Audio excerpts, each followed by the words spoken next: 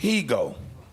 The Most High is with you everywhere you go. Let me see. I want to open up. And hold on, let me go back to the other app. Let me go back to the other one. I think that's the one I want. Strong's. That's what I want. And I'm going to do 2 Samuel chapter 7. That's where we're going to start at. The water Uzziah. So I get done with that. Bear with me, y'all.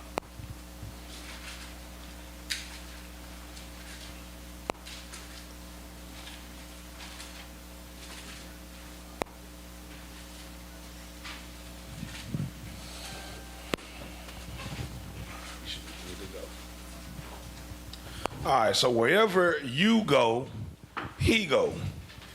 2 Samuel chapter 7, begin at verse 1. The book of 2 Samuel chapter 7, verse 1.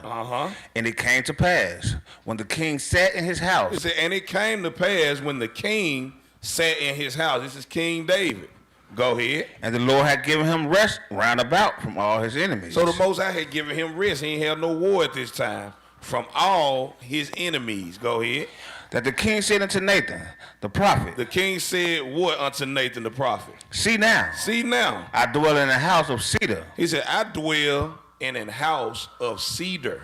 Go ahead. But the ark of God dwelleth within curtains. He said, I live in a house of cedar, but the Most High, the ark of God, is dwelling in some curtains. Go ahead. And Nathan said unto the king, what'd he say? Go do all that is in thine heart. He said, go and do all that is in thine heart. Go ahead. For the Lord is with thee. He said, for the Lord is with you. Go ahead if you want to, build something for the Most High. Go ahead and do that. Go ahead, verse 4. And it came to pass that night. So it came to pass that night. The Most High had heard the whole conversation between Nathan and David. Go ahead. That the word of the Lord came unto Nathan, saying, what'd it say? Go and tell my servant David. He said, go and tell my servant David. Go ahead. Thus saith the Lord. Thus saith the Lord. I don't know about y'all, but I really love reading those parts in the scripture when they say, thus saith the Lord. No. He said, thus saith the Lord. Go ahead. Shalt thou build me a house for me to dwell in? He said, shall you build me a house where I'm going to dwell in? Keep going. Whereas I have not dwelt in any house since the time that I have brought the children of Israel out of Egypt. He said, man, I ain't dwelt in no house at any time since I brought up the children of Israel out of Egypt. Go ahead. Even to this day. Even to this day. But have walked in a tent and in a tabernacle. I've been in a tent and a tabernacle wherever Israel lived. They in a tent and tabernacle over there in Egypt. I'm there. When I brought them out, I'm there. Go ahead. In all the places wherein I have walked with all the children of Israel. He said, I did what? In all the places wherein I have walked with all the children of Israel. In all the places wherein, he said, I have walked with all the children of Israel. Wherever Israel went, I went. I mean, it's cool and everything. You want to build me a house and everything. That's cool. Yeah. But wherever Israel went, I went. Keep going. In all the places where I have walked with all the children of Israel, spake I a word with any of the tribes of Israel. He said, did I speak a word with any of the tribes of Israel? Go ahead. Whom I commanded to feed my people Israel. Whom I commanded to feed my people Israel. Go ahead. Saying what? Why build ye not me an house of cedar? He said, I ain't asked them. Why y'all ain't build me a house? I'm right here with you. Right. I don't need no house. Right. I'm going where you at. Right. You in Egypt, I came down there and got you out of there. You in the wilderness, I'm going to dwell right here in the wilderness for you. When I set you up a land, I'm going in that land with you. When I scatter you amongst the nations, I'm going to go to them nations too. And I'm going to bring you back. Wherever you go, I'm going. Right. He said, I ain't asked you nothing concerning no house. Keep going. Now therefore, so shalt thou say unto my servant David. Now therefore, so shalt thou say unto my servant David. Go ahead. Thus said the Lord of hosts. Thus said the Lord of hosts. I took thee from the sheepcote. He said, I took thee from the sheepcote. You were dealing with the sheep. When I came and anointed you, I had no house then. I came and got you. I was with you. Go ahead. From following the sheep. From following the sheep. That's where I came and got you from. Go ahead. To be ruler over my people. And to be ruler over my people. Go ahead. Over Israel. Over Israel. Read verse 9. And I was with thee wherever whithersoever thou wentest. And he said, I was with you whithersoever thou wentest. Don't be concerned about building me no house. Everywhere you go, I'm going. When Saul was chasing you, I was right there with you. I'm going wherever you gon' go. Keep going. Just to finish that verse out. And have cut off all thy enemies out of thy sight. I cut off all your enemies out of your sight. Go ahead. And have made thee a great name. I made thee a great name because I'm with you. If I'm with you, who's going to be against you? If I'm with you, you're going to have a name. Go ahead. Like unto the name of the great men that are in the earth. Like unto the name of the great men that are in the earth. Because guess what? The Most I said, He's going to make y'all famous. We get to the kingdom, He said He's going to make you famous. So if He with you, He going to give you a name. You going to be famous. Give me Isaiah 41. Oh, go back. Isaiah 41. Start at verse 8. The book of Isaiah, chapter 41, verse 8. But thou, Israel. It said, but thou, Israel, go ahead. Art my servant. You are my servant. Keep going. Jacob, whom I have chosen. Jacob, whom I have chosen. Go ahead. The seed of Abraham, my friend. The seed of Abraham, my friend. Go ahead. Thou, whom I have taken from the ends of the earth. It says, thou whom I have taken from the ends of the earth. Go ahead. And called thee from the chief men thereof. I called you before every chief man in the earth. I have called Israel. Go ahead. And said unto thee. What I say? Thou art my servant. Thou art my servant. Go ahead. I have chosen thee. He said, I have chosen thee. And not cast thee away. And I have not cast thee away. Keep going, verse 10. Fear thou not. Fear thou not. Why? For I am with thee. He said, I'm with you. Any situation, anything that you're dealing with in your life, don't fear, I'm with you. Period. Keep going. Be not dismayed. Be not dismayed. Go ahead. For I am thy God. For I am thy God. Go ahead. I will strengthen thee. He said, I will strengthen thee. See, but most people, they'll sit down or they'll get on their knees, they'll pray, Father, please give me strength. And they think He going to blow on you and you're going to get up, ooh, I feel better now, He done gave me strength. Nah, that ain't how He strengthen you. He strengthen you through situations and circumstances. That's the training right there that Kyle was talking about earlier. If a person going to the military, they ain't just going to give you a gun and then drop you off in the country. You got to go through the training first. You got to go through strength and conditioning. Basic training. You got to go through strength and conditioning. If you're going to be an elite soldier going to Navy SEALs or something, it's going to be more extensive training. So when He strengthen you, when these things happen in your life, it's not happening in your life because He hates you. He strengthening you. That's why He said, I am with thee. Be not dismayed, for I am thy God. I will strengthen thee. It's telling you, I'm finna put you through something. I'm finna make you strong. I'm finna, He chastises who He love, but in this instance, it's not talking about chastisement. He's talking about strengthening you. Like Kyle was bringing out earlier, your flesh ain't going to want to do it. But the Spirit going to take you and it's going to put you in situations where it says what? It said, bonds and afflictions abide me. That's how He's going to strengthen you. You got something on that? Just a small little piece, and I'll quote it. I think it was Elisha or Elijah who was sitting by the oak tree, who had just got the news of Jezebel wanted to kill all the prophets. He said, man, by this morning, I'm going to have him, he going to be dead. And Elisha or Elijah, one of them, I think it was Elisha. It was Elijah. Come on, Elijah. So Elijah heard the news and he went back to this oak tree. I'm just quoting verbatim. And he was so down in his spirit because he knew Jezebel would try to get that thing done. But like King bringing it out, the Most High strengthened him at that point, for that journey to do things that he really didn't want to do. But the Most High, strengthen him on the. He pushed you on out there. He said, I'm with you. Be cool. I'm with you. Now, it's going to be times where you're going to get angry and upset. That's going to happen. It happened to every last one of us. But the Most High, he did that to you because the Bible says man's goings is of the Lord. He the one who stirs your spirit up. He did it on purpose so you'll be stronger. That's the reason why He did it. Keep going on that. Yea, I will help thee. He said, yea, I'm going to help you. But I did this to you on purpose. Go ahead. Yeah, I will uphold thee. I will uphold thee. Go ahead. With the right hand of my righteousness. With the right hand of my righteousness. Give me Genesis. Let's give you a story. Genesis chapter 37. See, the Most High do stuff to you on purpose. You would think, sometimes, and I do this all the time, we'll think that it's an individual. We'll think that it's a man doing these things, but we got to understand everything is spiritual. Right. A lot of times, it ain't even a man doing nothing to us. It's the Most High doing it to us. And he's strengthening you, giving you a workout, conditioning you to be ready for something else that might be coming down the line. Right. You can't jump out there. If you ain't never did a push-up, you think you're going to be able to jump out there and do 100 right off the bat? No, I'm going to strengthen you. Like, you're going to be doing 10 now, but then after a little while, I'm going to make you start doing 20. So we talking about spiritual exercises with the Most High right now. Let's give you a story. Genesis 37, read verse 23. Let's see what he did to Joseph. The book of Genesis chapter 37, verse 23. Uh-huh. And it came to pass. And it came to pass. Go ahead. When Joseph was come out, when Joseph was come unto his brethren. So when Joseph walked up to his brethren, go ahead. They stripped Joseph of his coat. That they stripped Joseph of his coat. They done put hands on him and took his coat from him. Go ahead. His coat of many colors that was on him. His coat of many colors that his parents had made for him and gave it. They took that. Come on, go ahead, verse 24. And they took him.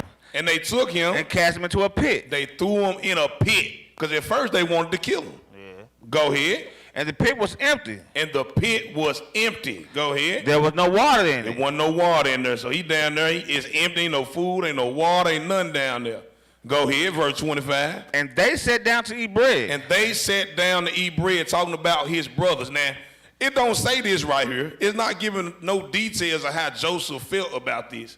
But you got to understand something. Joseph was a man. You think he stayed in the spirit when his brother sold him to slavery?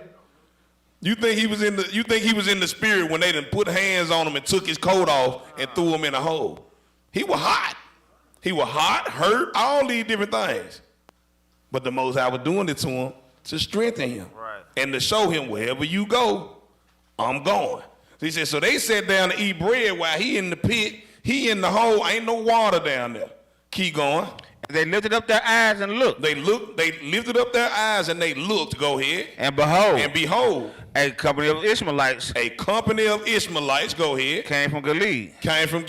Go ahead. With their camels. Bearing spicery. Go and ahead. And balm. And myrrh. Going to carry it down to Egypt. Keep going, verse 26. And Judah said unto his brethren. What Judah say? What profit is it if we slay our brother? Because they wanted to kill him at first. He said, man, what profit is it that we slay our brother? Go ahead. And conceal his blood. And conceal and lie and hide his blood and say we didn't do it. Say a beast did it.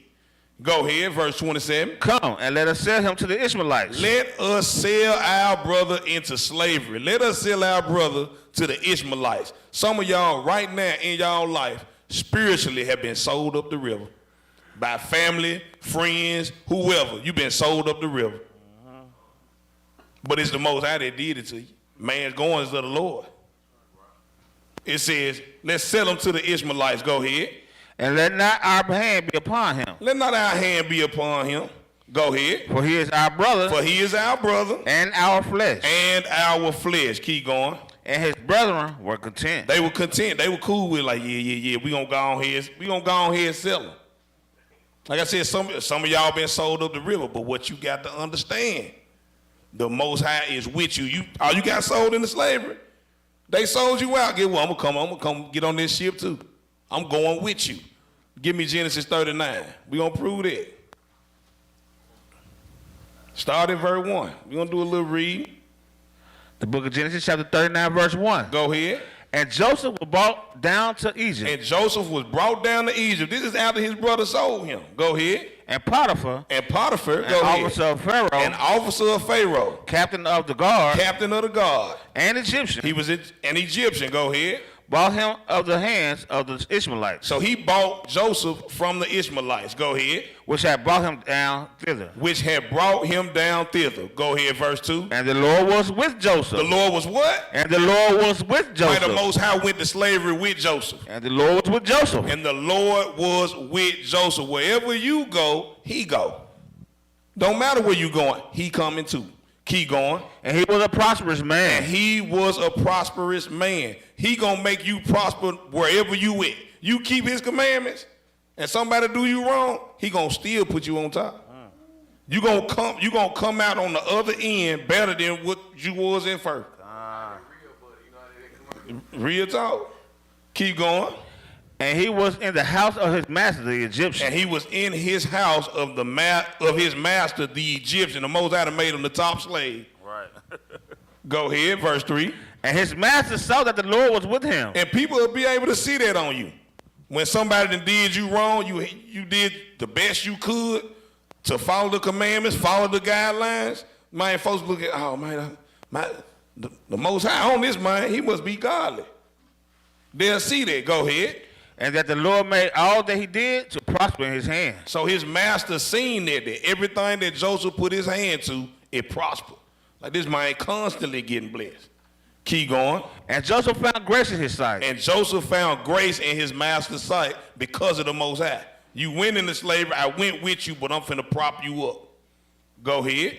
And he served him. And he served him. Go ahead. And he made him overseer over his house. So not only was he was getting promotion on top of promotion. He said, look, I'm going to make you overseer of everything in my house because I know the Most High with you. Keep going. And all that he had, he put into his hand. Everything he had control of, he put in Joseph's hand. Joseph was in control of everything in his house. But that ain't it. Because guess what? Like I.S.A.A. said earlier, if you ain't dealing with nothing right now, that means you just came out of something. Right. And you about to get ready to head into something else. Because it ain't never over. It ain't never over till you leave this earth. It's always going to be some type of bad tiding, evil tiding on evil tiding. Illness, all kind of stuff that's going to pop up. But guess what? When you get there, he coming with you. Keep going. And it came to pass. It's verse 5. It says, and it came to pass, go ahead. From the time that he had made him overseer in his house. From the time that he had made him overseer in his house, go ahead. And over all that he had. And over all that he had, go ahead. That the Lord blessed the Egyptian's house for Joseph's sake. The Most High blessed the Egyptian's house for Joseph's sake. I'm going to make sure the Egyptian good because my servant is right here with him. Go ahead. And the blessing of the Lord was upon all that he had in the house. The Most High blessed everything. Keep going. And in the field. In the house and in the field. Go ahead, verse 6. And he left all that he had in Joseph's hand. He left everything in Joseph's hand. Keep going. And he knew not aught he had saved. He knew not aught he had save the bread which he did eat. The bread that he did eat. Keep going. And Joseph was a goodly person. And Joseph was a goodly person. And well favored. And well favored. Now, you having a good time, you blessed, you done had peace, but here come that trouble now, because it's always going to come. Go here, verse 7. And it came to pass after these things. That his master's wife cast her eyes upon Joseph. Uh-oh, here come the woman. Here come his wife. It says that his master's wife cast her eyes upon Joseph. Go ahead. And she said, lie with me. She said, lie with me. She was trying to take something off of Joseph. Keep going, verse 8. But he refused. He had integrity with the Most High. He said, I can't do this. Go ahead. But he refused to say unto his master's wife. And what did he say to her? Behold, my master watereth not with his... So like, my master watereth not what is with me in the house. He knoweth not what's in me in the house. Go ahead. And he have committed all that he had to my hand. And he committed everything that he have to my hand. We getting to a point, y'all. We just getting context here. Go ahead, verse 9. There's none greater in this house than I. He said, ain't nobody greater in this house than me. Go ahead. Neither has he kept back anything from me but thee. He ain't keep back nothing in this house from me but you. Why? Because thou art his wife. Because you his wife. But do that mean something nowadays? Man, some of these folk treacherous, they still gonna put you in some trouble. The Most High got to strengthen you. He got to put you through this adversity. Let's see what happens. Keep going. How then can I do this great wickedness? He said, how then can I do this great wickedness? Go ahead. And sin against God. I'm not going to sin against God. You got to keep your integrity when he bring these tests to you. Right. He said, look, I'm not going to sin against God. Go ahead. And it came to pass. And it came to pass what? As she spake to Joseph day by day. Man, she was pressing on him day by day because some people be persistent. Even if you say no, they going to push up on you anyway. Go ahead. That he hearkened not unto her. He ain't listen though. Go ahead. To lie by her. To lie by her. Go ahead. Or to be with her. Or to be with her. Go ahead, verse 11. And it came to pass about this time. Go ahead. That Joseph went into the house to do his business. Joseph went in the house to do his business, mind his own business. He wasn't studying that woman. Keep going. And there was none of the men of the house there within. Oh, this was a perfect opportunity now. It wasn't nobody in the house but him. Go ahead, verse 12. And she caught him by his garment. Man, she caught him by his garment. If she was strong enough, she would have raped him. He said, and she caught him by his garment. Some of y'all know these folk be aggressive out here. You got to take out running like Joseph finna do. Keep going. Saying, lie with me. Lie with me. Go ahead. And he left his garment in her hand. He left his garment in her hand. Go ahead. And fled. And he fled. And got him out. He had to run so much so that the garment that she grabbed had ripped and it was in her hands. Go ahead, verse 13. And it came to pass. Hold on. Go ahead. Because, and one thing about Joseph, and we teach this all the time, Joseph knew the law, man. He knew that adultery, man, meant death. I get the hell about it. Hell no. Men, you better leave these married women alone. Y'all online, leave them married women. Married women, leave them married men, or leave them folk alone, man. If you want to die fast, that scene right there, that's why Joseph, man, I got to go. The hell about these. The boy took off running so fast that it done ripped his clothes. The clothes in her hand. Go ahead, bro. Verse 14. Yeah, she was strong. She had a grip. Man, what's next? His clothes off. Verse 14. That she called unto the men of her house. Hold on. Let me see. Yeah. No, read verse 13. I'm sorry. Okay, come on. And it came to pass. When she saw that he had left his garment in her hand. When she saw that the garment was left in her hand, he done took off running. Go ahead. And was fled forth. And he fled forth. What's she do? That she called unto the men of her house. Oh, now she got the lie. It says that she called unto the men of her house. Go ahead. And speaking to them. What she say? Saying. See, he had brought in her and Hebrew unto his. He had brought in an Hebrew unto us to mock. So she said, man, look, he done brought a Hebrew in here to mock us in our house. Go ahead. He came in unto me to lie with me. He came in here, he was trying to lay with me. Go ahead. And I cried with a loud voice. So here it comes, the witchcraft, the lying, the crime, the manipulation. Go ahead. And it came to pass.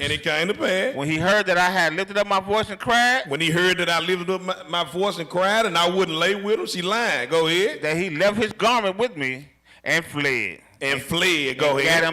Got him out. Jump down to verse 20. We just getting a little context. We still going to a point. Jump down verse 20. And Joseph's master took him. And put him into prison. So now you got to go to jail. You doing the right thing. You keeping these commandments real quick. Go back. Get Sirach 2. It's Sirach 2. Read verse 1. This is what happened to you when you keep these commandments. I don't know why folks think it's sweet out here you try to keep these commandments. My folks gonna try you. Well, the Most High is gonna try you. He got to see what he dealing with. Sirach 2:1. The book of Sirach, chapter 2, verse 1. Go ahead. My son. If thou come to serve the Lord. If you come to serve the Lord, go ahead. Prepare thy soul for temptation. Prepare your soul for temptation because it's coming. That temptation of that woman had to come because Joseph was a commandment keeper. It had to come. Go ahead, verse 2. Set thy heart aright. Get your mind right. This is what the Bible tells you. Get your mind right. Go ahead. And constantly endure. It said constantly endure. That means you have to do this thing over and over. You got to keep on enduring because it's going to keep coming. Go ahead. And make not haste in the time of trouble. Don't make haste in time of trouble. Guess what? When his master came and threw him into prison, guess what? That's a time of trouble. Go ahead. Cleave unto him. Cleave unto the Most High. And depart not away. Don't say, man, I'm done with this truth. Don't do that. Go ahead. That thou mayest be increased at thy last end. You going to be increased at your last end. Go ahead and give verse 4. Whatsoever is bought 4 and 5. Whatsoever is brought upon thee, take cheerfully. He said, whatever is brought upon thee, take cheerfully. Now, that's a hard thing to do. Man. This is the level we got to get on. Whatever is brought upon you, because everybody in here done been in a situation where something was brought onto you and you didn't take that thing so cheerfully. You were kind of ticked off about it. Everybody done been there. That's a hard thing, but if we get there, that's a righteous step. So it says, whatsoever is brought upon thee, take cheerfully. Go ahead. And be patient when thou art changed to a lower state. And you got to be patient when you are changed to a lower state. If the Most High put you in a state of poverty, he put you right there. He wants you to learn something. Just wait. He teaching you something. Don't move with haste. Go ahead, verse 5. For gold is tried in the fire. This is why he did that. He said, for gold is tried in the fire. Go ahead. And acceptable men. Not just men, but what? But acceptable men. Acceptable men. Go ahead. In the furnace of adversity. They are tried in the furnace of adversity. Going back, read Genesis 39, read verse 20 again. 39. The book of Genesis, chapter 29, verse 30. 39, chapter 39, verse 20. Uh-huh. And Joseph's master took him. And Joseph's master took him because their woman lied on him. Go ahead. And put him in the prison. And put him in the prison. Go ahead. A place where the king's prisoners were bound. In a place where the king's prisoners were bound. Go ahead. And he was there in the prison. And he was there in the prison. The Most High did something else to him. Put another adversity in his life. Read verse 21. But the Lord was with Joseph. But what? But the Lord was with Joseph. Wherever you go, I'm going. Right. I done threw you in the jail now. But guess what? I'm going to go right there in that cell with you. And when I'm in there with you, who going to be against you? Nobody. Ain't nobody going to be against you. Got something, King? Oh, okay. It says, but the Lord was with Joseph. Go ahead. And show him mercy. And show him mercy. Go ahead. So I want to ask you a question. Why the Most High showed him mercy? Huh? Get Exodus 20, verse 6.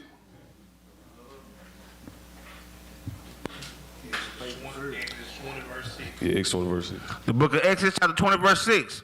And showing mercy unto thousands of them that love me and keep my commandments. That's the only way how you showed mercy, because you kept the commandments. All praise to the Most High. So you see, because they'll teach you this in the Christian church.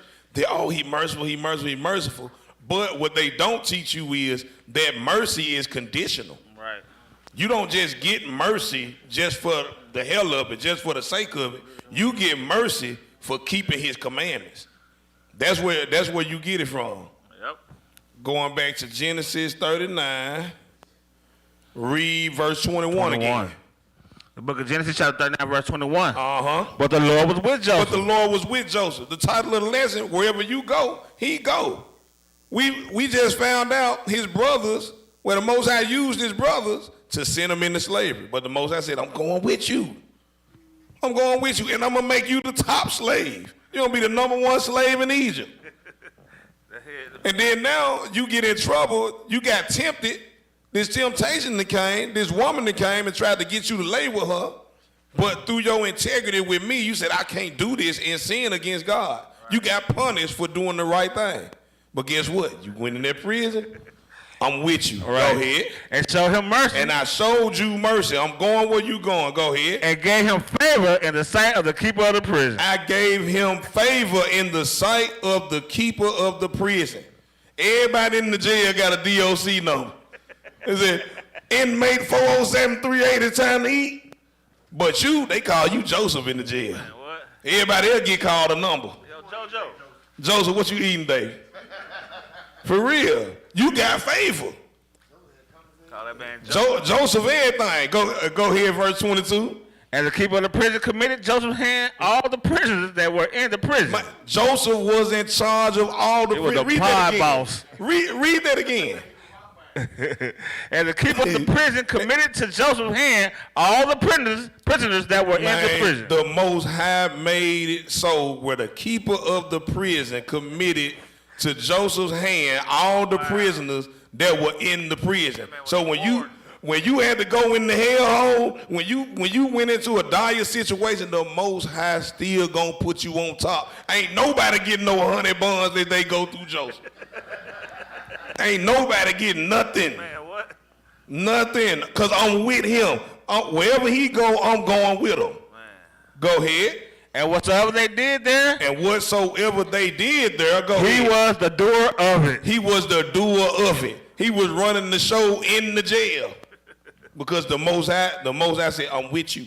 I'm going to strengthen you. And I hope this is encouraging to everybody that's in the room, even online. Wherever you go, you keeping these commandments, man, you keeping the Sabbath. Let's break it down to the two greatest. You loving the Most High with all your mind, heart, soul, fiber of your being. The second one, you loving your brother like you love yourself, meaning you ain't committing no adultery, man. You ain't taking from your brother, man. You ain't lying to your brother. You ain't lying on him. You ain't doing none of these stuff. You doing that, man, wherever you go, the Most High gonna go. I don't care if you get stuck on the side of the road at 2 o'clock in the morning. Man, the Most High right there with you. Wherever you go. And these things were written for our learning. And the Most High is letting us know that in whatever situation we find ourselves in, like King said, he going to be right there with you. If you look at the life of Joseph started off up. He was the best child, had the best clothes. Then at some point in his life, probably not long, he ended up getting thrown into a hole. Now he down. His coach stole. His own brothers against him. He put hands on him. So he already down. He gets sold. Then he go to Egypt. Then the Most High has mercy, put him back up. Now he in control of all Egypt. Boom. Then he gets some more stuff going on. Now he back low because they convicted him of rape. He down. Most High, right? No. Ain't nothing new on the sun. He's still lying about rape in jail right now. Go ahead. Then he go to prison. And the Most High bring him right back up in prison. Made him warden. Right. So you got to understand whatever situation you in. That's why you can't look at life. You can't look at life how everybody else looks at life, as the world looks at life. We have to look at the life as like a training ground. Really, right. Really, this is a training ground, preparing us to accept something and to receive something that a lot of us, we ain't ready for yet. Israel ain't ready for the rewards. We ain't ready for the fight yet. Because we went for the fight right now. Some of us will turn back around. That's why you got to go through the strength and condition. You got to go through the strength and condition.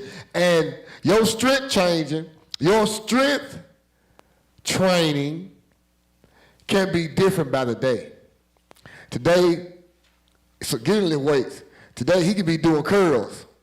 Now he know out of all the exercises that he do, all the different kind of exercise, the curls, the bench presses, the push-up, So all these things, he's not doing all these trainings in that one day. You can't skip leg day. Right. So that's the same thing for our life. And that's beautiful. Because that's where we don't have to get hung up in not being in the top position. Maybe it's your turn to be in the low position. Maybe it's your time to be in that prison. But like King said, the Most High is right. Let me get one precept real quick. Give me Psalms. And while you pulling that, see, some of us are in prison right now. Come on. You don't necessarily have to be in a physical jail. That's right. It's somebody here right now feel like a prisoner in their own house. Come on. Or online. Come on. Feel like a prisoner in their own house.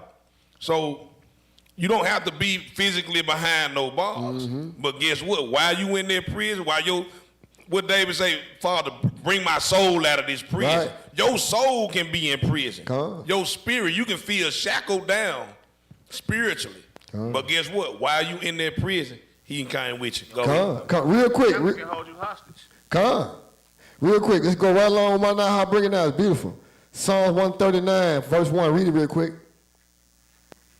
The book of Psalms, chapter 139, verse 1. Come on. The chief musician, a psalm of David. O Lord, thou hast searched me and known me. The Most High know you. He know everything about us, inside and out. Read. Thou knowest my down sitting He know down sitting. and my He uprising. know the uprising. Read on. Thou understandest my thought afar off. You understand the thoughts that even came to my head yet. You understand those thoughts. Read on. Thou compassest my path and my lying down. Thou compassest my path and my lying down. You got all that compass. You got me protected. Read on. And art acquainted with all my ways. You're acquainted with my way because I'm your son, or you can say you are his daughter. If you know your kids, how much more do he know you? Man, read on. Well, there's not a word in my tongue, There's not a word in my tongue. but lo, O Lord, Read. thou knowest it altogether. You know every word on my, you know every word in my mouth. Everyone. Ain't no surprises when they come to you. Read on. Thou hast beset me behind and before. Thou hast beset. Beset means beset. Give me beset. Beset is like He already placed you there like it's already been. it's already fixed. I think King brought that word out. Right. He done fixed the game. He done surrounded me. He enclosed me. Read on. Because the precept says whoever has a possession, what is that a possession? If the wife is the possession, what is to protect the possession? Bush. Huh? Bush, the bush. Yeah, the bush, the hedges. Oh, the hedge. Right. And the hedge will be categorized as that man. Right. So there's all protect. We can look at the stuff today and be able to tell what's going on in the spirit. On watching the things we do on the everyday basis, we can look at that and tell that's how the Most High work.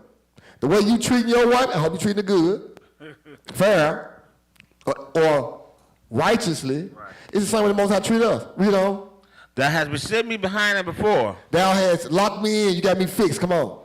And laid thy hand upon me. Real talk. Read. Keep reading. Such knowledge is too wonderful for me. Such knowledge I can't even understand. It's too wonderful for me. Read. It is high. I cannot attain unto it. Now this just leading to the point. Read. Whither shall I go from my spirit? Whether shall I go from thy spirit? Where shall I go from your spirit? Where can I hide? Read. Or whether shall I flee from thy Or presence? where should I flee from your presence? Where am I go? Read. If I ascend up into the heavens, If I go up into heaven, if I got money, business going good, I'm in heaven right now. Read. thou art there. He right there. Read. If I make my bed in hell, Now, we understand captivity is hell. Hell have enlarged herself. And my people are cast into it. We're in hell. Now what about hell? King just read it earlier. Read that. behold, thou art there. Behold, he's right there. Right. So every day, as long as he's with us in whatever situation we find ourselves in, if you got money this day, he's right there with you. Job. If you broken home, he's right there with you. So we have to understand that whatever level. And I'm saying this so we won't get to a position where we get too anxious. Because King said it earlier, we don't supposed to move in the man cold. Bring it out, King. Bruh, he said, I forgot what precept I think it was in Sirach. When trouble, it was in Sirach. Go back to Sirach real quick. But that was cold, bruh. And most of us do that. We get way out of place. So we, read that real quick. So when trouble come, we lose our damn mind. Right. And that means the Most High want to be trusted at that time. Watch what he read it earlier. Read, bro. What's Sirach 2 and what? Come on, quick. And 1. Yeah. My son, if thou come to serve the Lord, prepare thy soul for temptation. Read. It was something I want to get. Read. Set thy heart aright. Read. And constantly endure. Read. And make not haste in that time of trouble. That's it. Make not haste. Because the first thing and I'm guilty of it too, that's why it's so good. Man, when soon as some trouble comes, that's why you got to be patient. So you can understand, I can't move in haste. I can't move too quick just because there's trouble came. Hold on. Go back to verse 1. In your head, I got to prepare myself. He told me it's going to happen. So if somebody told you that trouble was coming in your life and temptation, you ought to trust the messenger. That's right. He told you it was going to happen. But we jumped to verse 2 and we ain't dealing with verse 1. Verse 2 said, don't even make haste when trouble comes. God damn it, I said, get me off. Now you just seeing. He right there watching like, I done told this man. But that's beautiful, bro. All praise. Hey, all praise to the Most High. Going back to Genesis. Oh, we at Genesis 39. We almost finished in that chapter right there. What was that, 22? 22. Let's see. We read, and the keeper of the prison committed to Joseph's hand all the prisoners that were in the prison. Okay, we read that. Verse 23. Go ahead. The keeper of the prison looked not to anything that was under his hand. It said the keeper of the prison didn't even look to nothing that was under Joseph's hand, meaning he trusted him.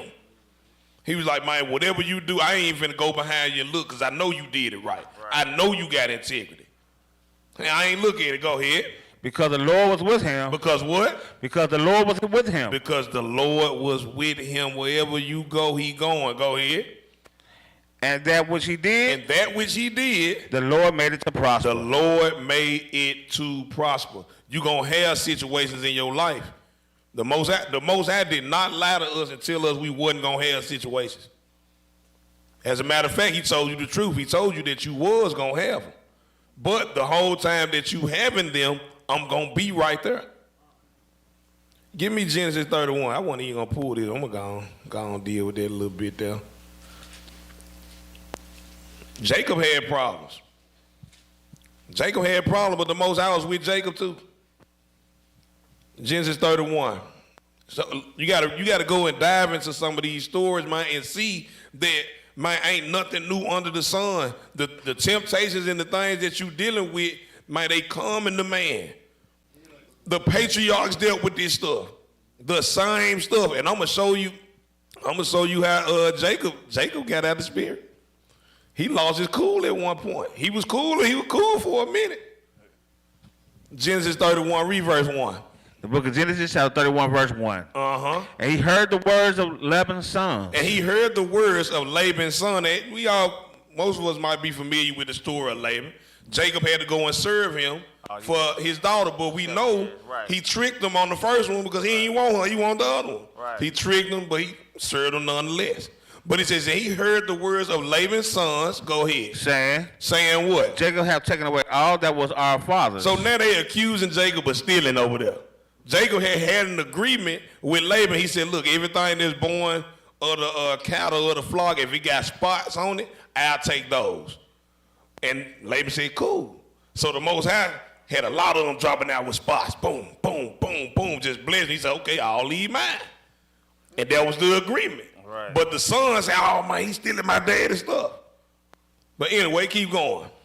And of that which was our father's have he gotten all his glory. Oh, he done got all this glory. He done got all these riches from my dad. He's stealing this stuff. This is what his sons is saying. Lying on him. Go ahead, verse 2. And Jacob beheld the countenance of Laban. So Jacob, he sitting back, he looking. He ain't saying nothing. He looking at his countenance. Go ahead. And behold, it was not toward him as before. So he realized, oh yeah, Laban got beef with me. He got Anna with me. It ain't like it was at first. He was cool with me at first, but he got Anna.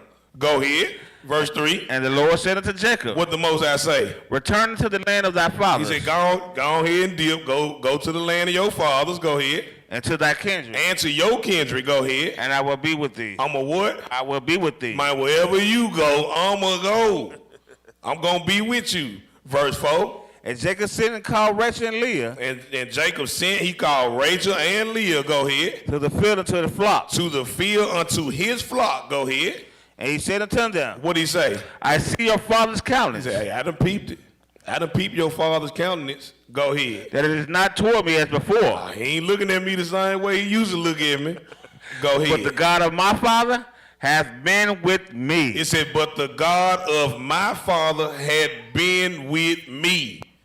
Go ahead. And you know that with all my power. And y'all know this. He talking to his wives. He said, look, and y'all know, with all my power, go ahead. I have served your father. I have did right by this man.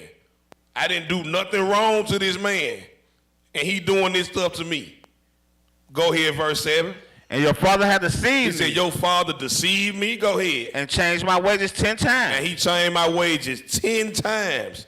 He kept his cool 10 times. Man, what? Go ahead. But God suffered him not to hurt me. He said, but the Most High suffered him not to hurt me, because Laban was looking at him like he wanted to do something to Jacob. Mm-hmm.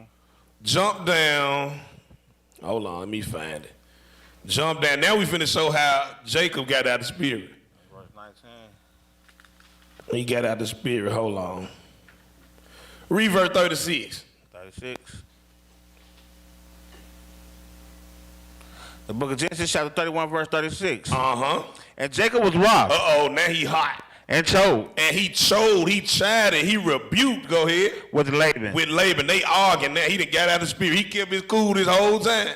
He tried, but he got mad. He said Jacob was wroth and he chode with Laban. Go ahead. And Jacob answered and said to Laban, What'd he say? what is my He trespass? said, man, what I do to you, bro? Go ahead. What is my sin? He said, what is my sin? Go ahead. that thou hast hotly pursued Man, after you me. done hotly pursued after me and I'm trying to get on down. Go ahead. Whereas thou hast searched all my stuff, You done came and you done searched all my stuff. Go ahead. what hast thou found in all thy household stuff? He said, what hast thou found of all thy household stuff? Do you see that I took anything from you? Go ahead. Set it here before thy brethren and thy brethren, He said, set it here before my brethren and thy brethren. Go ahead. and they may judge between us both. And let them judge betwixt us both, between us both, and see, you know what I'm saying, who right and who wrong in this situation. Now he's finna keep on rebuking. Go ahead, verse 38. This 20 years have I been with thee. He said, 20 years have I been with you, man. He hot. He going off. He said he was wroth with dude. He out the spirit. He wasn't gentle at this moment. Because we know gentleness is a fruit of the spirit. But now he hot. He going off. He said, look, man, I've been with you 20 years. Go ahead. Thy ewes and thy she-goats have not cast their young. He said, your ewes and your she-goats, they have not cast their young. They ain't cast them off. They ain't missing. Go ahead. And the rams of thy flock have not eaten. He said, in the rams of your flock, I ain't eat them. I got my own stuff that the Most High gave me now. Go ahead, verse 39. That which was torn of beasts. He said, that which was torn of beasts, if a wolf, coyote, whatever type of predator came and got one of your beasts and tore it to pieces. Go ahead. I brought not unto thee. Hold up, read that. He said, I brought not unto thee. I ain't bring it to you. Go ahead. I bear the loss of it. He said, I took the loss of it. I ain't bring it to you and said a wolf came and tore it up. I took the loss. I took that charge. I ain't say nothing though. Go ahead. Of my hand didst thou require He said, but of my hand you did require it. Go ahead. Was it stolen by day? If somebody came and stole it in the daytime, you required it of me. Go ahead. Or stolen by night? Or stole it by night. He ain't had nothing to do with me, but you made it my fault. He going off on Laban. Go ahead. Thus I was. He said, thus I was. In the day of the drought? He said, in the day of the drought. Consumed me. The drought consumed me. I'm out in the field working, man. It's hot. About to pass out. It done consumed me. Go ahead. And the frost by night. And the frost by night. Go ahead. And my sleep departed from my eyes. At night, it was so cold I couldn't even sleep. Go ahead, verse 41. This is our Father going through these things. Ain't nothing new under the sun. So when you think you were going through something, look at Jacob. He did too. 20 years. He said, man, look, I'm out in the field. The drought consumed me. I'm at night. At night, I can't even sleep. It's so cold. The sleep done departed from my eyes. My eyes wide awake. A man that have to be woke all night, then go back out and work in the sun. Man, you vexed. Go ahead, verse 41. Thus have I been 20 years in thy house. He said, man, I've been 20 years in your house. I've been in your house for 20 years. Go ahead. I served thee 14 years for thy two daughters. I served you 14 years for your two daughters. 7 for the first one that I didn't even want, that you tricked me. And then 7 for the other one. Go ahead. And 6 years for thy And cattle. I had to serve you 6 years before I done got this cattle that I can leave with. 20 years. Go ahead. And thou hast changed my wages 10 He times. said, man, you changed my wages 10 times. Verse 42. Except the God of my father, Except the God of my father. Go ahead. the God of The Abraham, God of Abraham. and the fear of Isaac And the fear of Isaac. had been with me. Had he man not gone wherever I had went. Go ahead. Surely thou hast sent me away now empty. Man, you would have sent me away with nothing if the Most High wasn't with me. Man, wherever I go, he go. Go ahead. God has seen my affliction God has seen my affliction. Go ahead. and the labor of my And hands, the labor of my hands. He's seen what I went through. Go ahead. and rebuked thee yesterday. And he rebuked you yesterday. Yeah. He said, it was a yesterday. Yeah, yesterday. Oh, praise. All right, drop that. Give me John 14. And I'm going to speed through this and go on past it to the brother. John 14. So just understand, every last one of us got to go through something, y'all. But when we go through these things, the Most High is there with you. Like Kaya said, man, If you doing good right now, he there. If you gonna do bad tomorrow, he there. John 14, read verse 16. The book of John, chapter 14, verse 16. Go ahead. And I will pray the Father. He said, I will, this is Christ speaking. He said, I will pray the Father. Go ahead. And he shall give you another comforter. And he gonna give you another comforter. Go ahead. That he may abide with you forever. He gonna abide with you forever. And what is that comforter? Go ahead. Even the Spirit of truth. The Spirit of truth. Even the Spirit of truth. Go ahead. Whom the world cannot receive. Whom the world cannot receive. Go ahead. Because it seeth him not. Because it seeth him not. Go ahead. Neither knoweth him. Neither knoweth him. Go ahead. But ye know him. But ye know him. Every single last soul in this room, and those souls that's on Facebook right now that's desiring to keep these commandments, you know him. And he know you. And you known of him. Go ahead. For he dwelleth with you. Because he dwelleth with you wherever you go, man. He going. Go ahead. And shall be in you. And he gonna be in you. Verse 18. I will not leave you comfortless. I will not leave you comfortless. So when you going through these situations and it seem hard and it seem like you ain't got no answer, the Most High gonna give you a little comfort in between those things. Right. A lot of y'all got testimonies where you been in a bad spot, but while you was in that bad spot, take these few little comforts and just wait a second. It didn't happen. Everybody done been there. Right. He said, I will not leave you comfortless. Go ahead. I will come to you. I'm gonna come to you. I'm gonna be right there on your side. Give me Job 23. This is one of my favorite ones right here too. Job chapter 23. And start at verse 8 when you get there. Job chapter 23.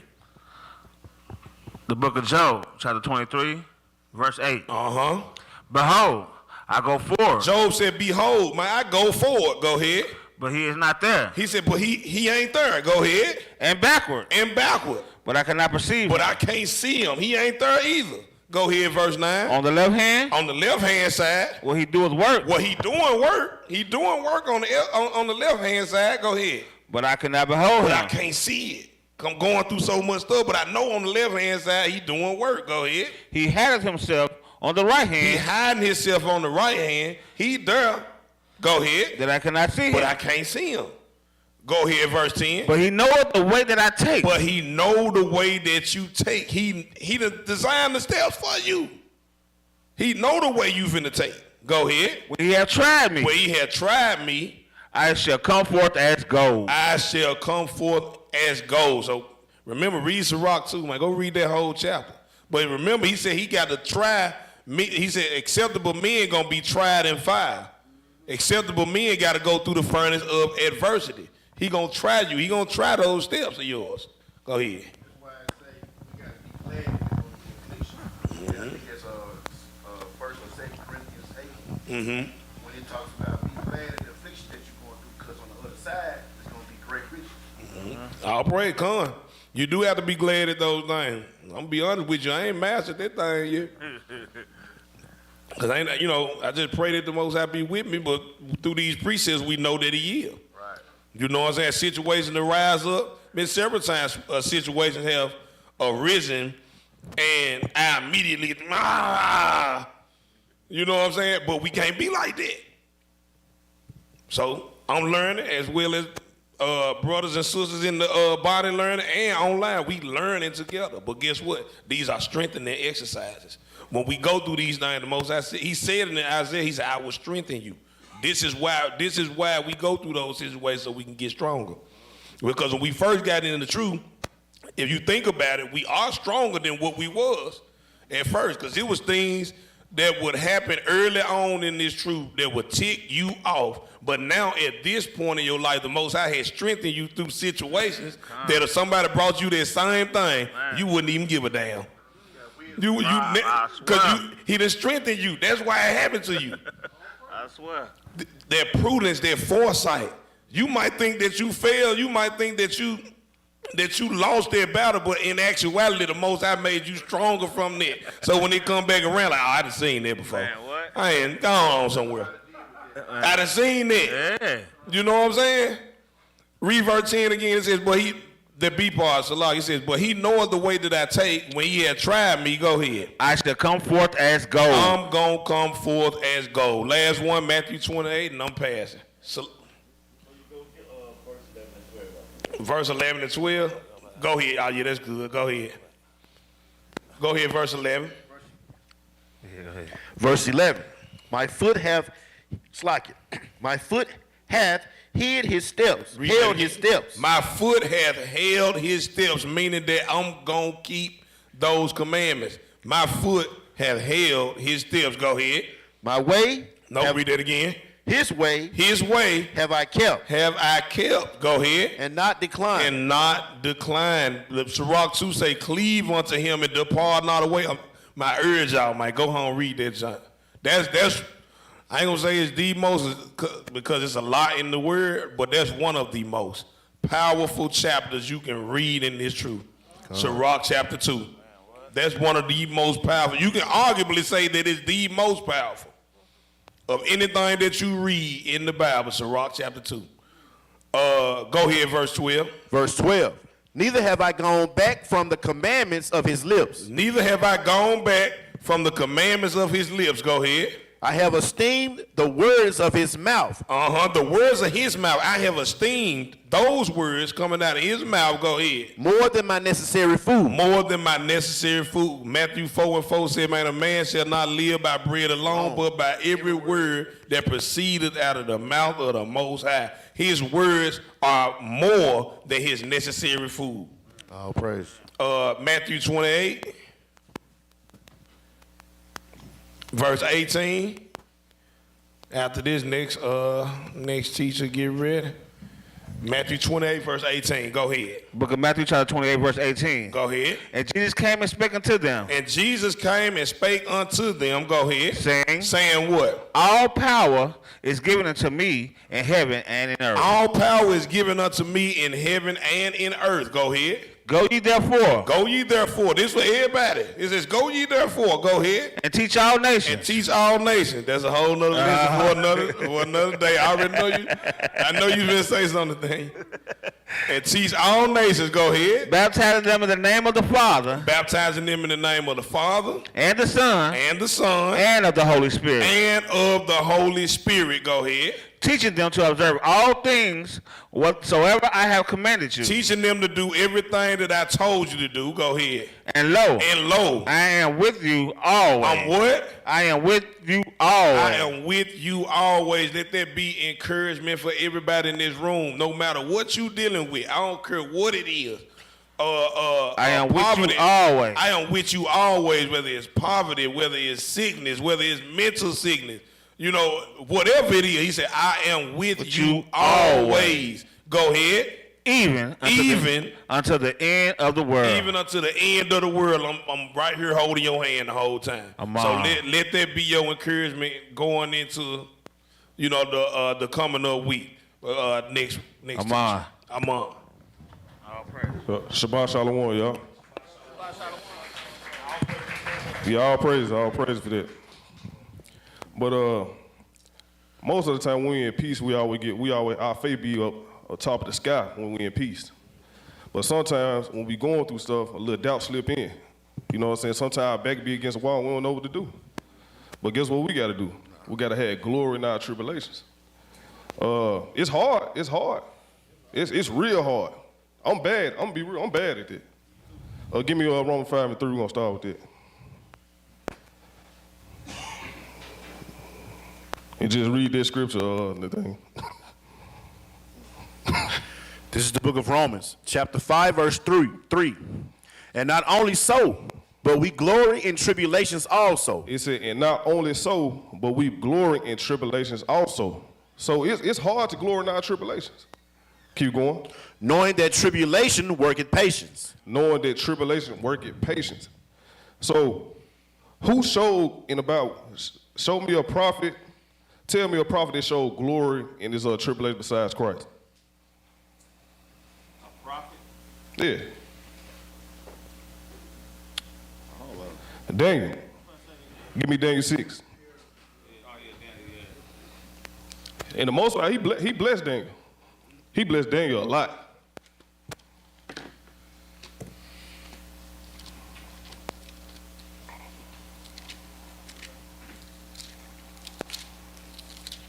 Start at verse 1. This is the book of Daniel, chapter 6, verse 1. It pleased Darius to set over the kingdom 120 princes, which should be over the whole kingdom. Keep going. And over these 3 presidents, of whom Daniel was first. So who? Of whom Daniel was first. So guess what Daniel was set up? Keep going. That the princes might give account unto them, and the king should have no damage. And I just, when I was reading this chapter right here, it just proved that the Most High set his enemies to have peace with him because what he was doing. What Daniel was doing. He was keeping the commands, being obedient. What precept you can prove that? Proverbs 16:7.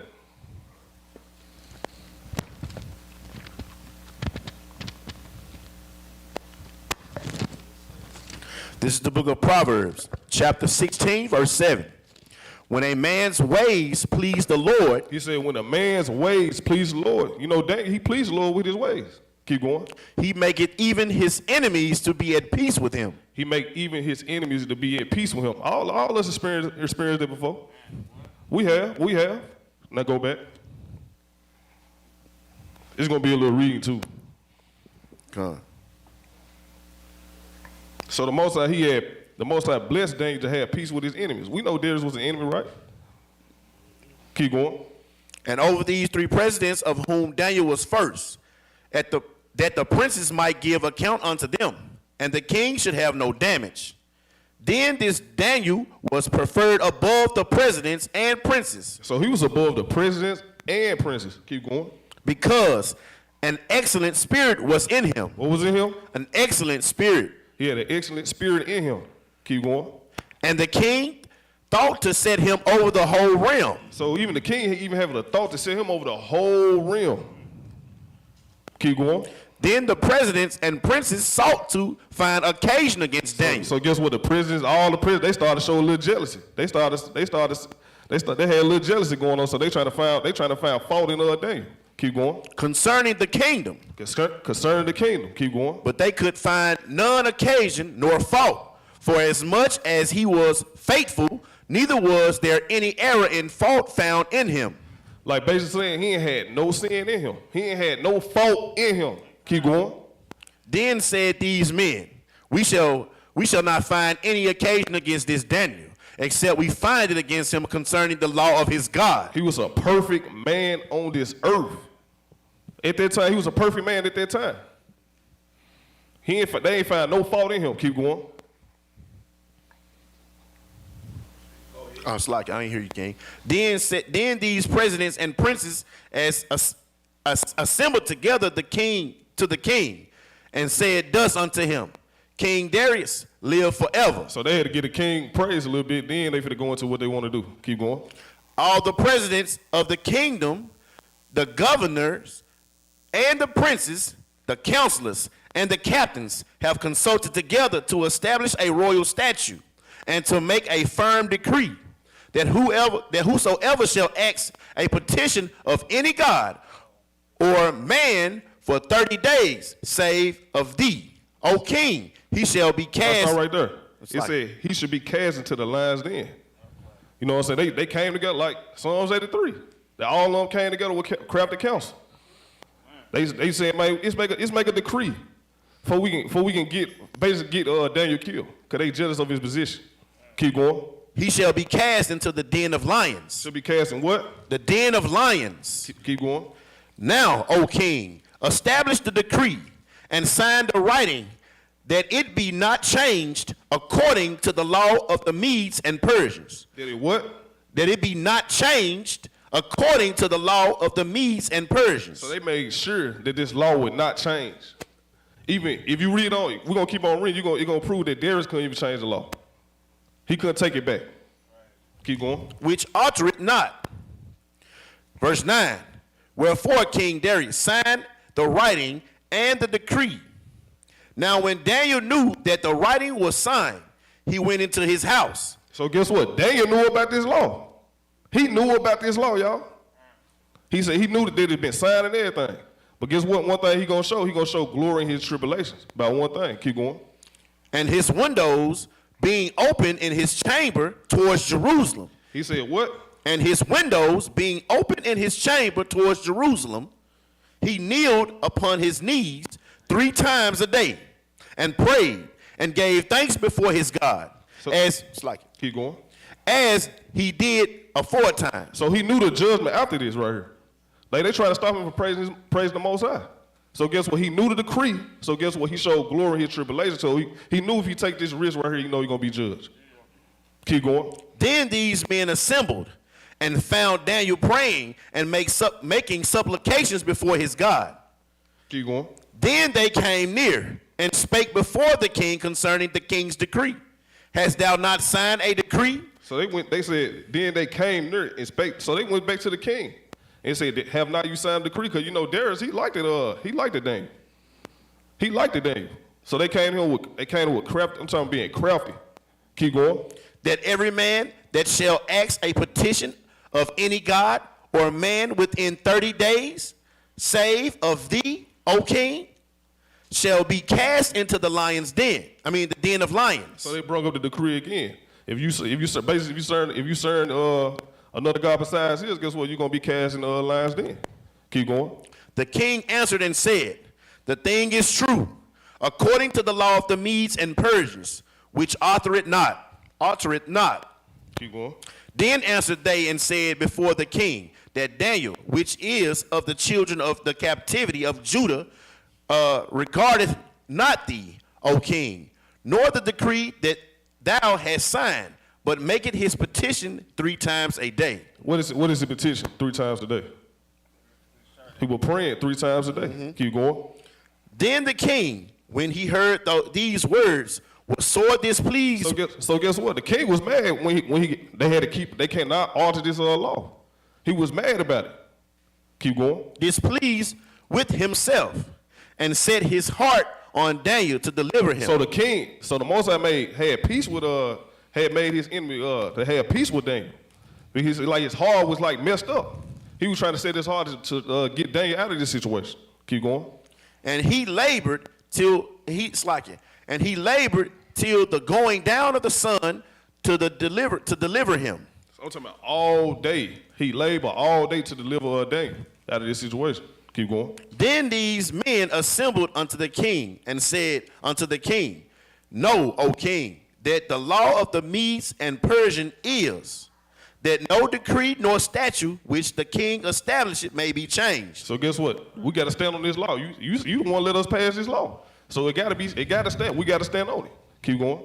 Then the king commanded, and they brought Daniel and cast him into the den of lions. So this when his tribulation coming again.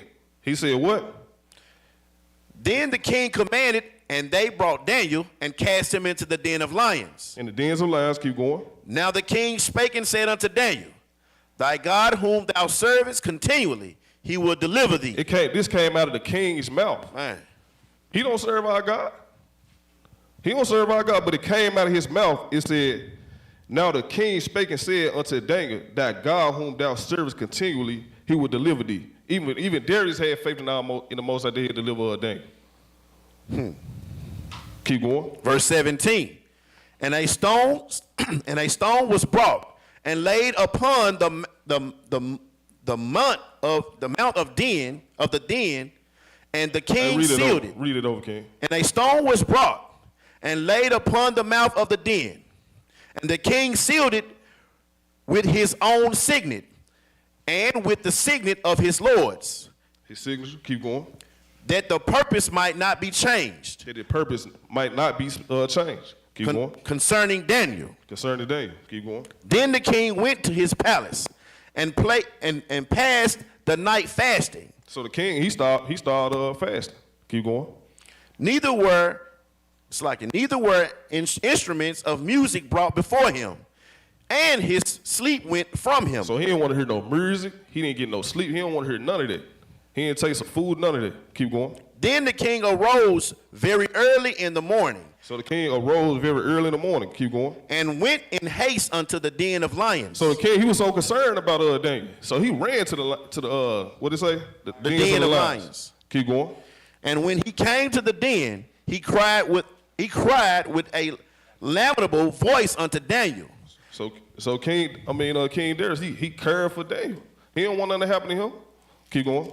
And the king spake and said to Daniel, O Daniel, servant of the living God, is thou God whom thou servest continually, able to deliver thee from the lions? Keep going. Then said Daniel unto the king, O king, live forever. So he just showed right there that he got delivered from these other lions then by responding back. He said, what you say? He said, then said Daniel unto the king, O king, live forever. So when we just reading it, have you heard Daniel complaining? No. In the tribulations? No, he's kept on praising the Most High. I know it's hard to take glory in our tribulations. Cause like when we going through something, you ready to react, you ready to do something. But we gotta take hold to these scriptures and say, man, let's fall back, man, take glory in that, cause we know the Most High he'll give us that strength to get through it. Keep going. Verse 22, my God have sent his angel and have shut the lion's mouth. So the Most High been there with him the whole time in that lion's den. He said, my God have sent his angels and what? And have shut the lion's mouth. And have shut the lion's mouth. Close the lion's mouth up. Keep going. That they have not hurt me. For as much as before his innocency was found in me, and also before thee, O king. He said, for as much before him innocency was found in me, he was clear. He ain't had no guilt in him. He ain't had no guilt. Keep going. O king, I have done no hurt. So it just proved right here the Most High showed him mercy through his tribulation, all the things that he was going through. He still praised the Most High. He never caved in. That's what we got to do. So sometimes, yeah, we got peace. We got peace. We got peace. Our faith up when we in our peace. But sometimes, guess what? When the tribulations come in, our doubts start to slip in. So just how you keep on keeping the commandments in your peace, keep on keeping the commandments in your tribulations. That's what Daniel did. Give me Daniel 3. That's to prove that how Shadrach and Meshach and all of them, they still show glory in their tribulations. Start at verse let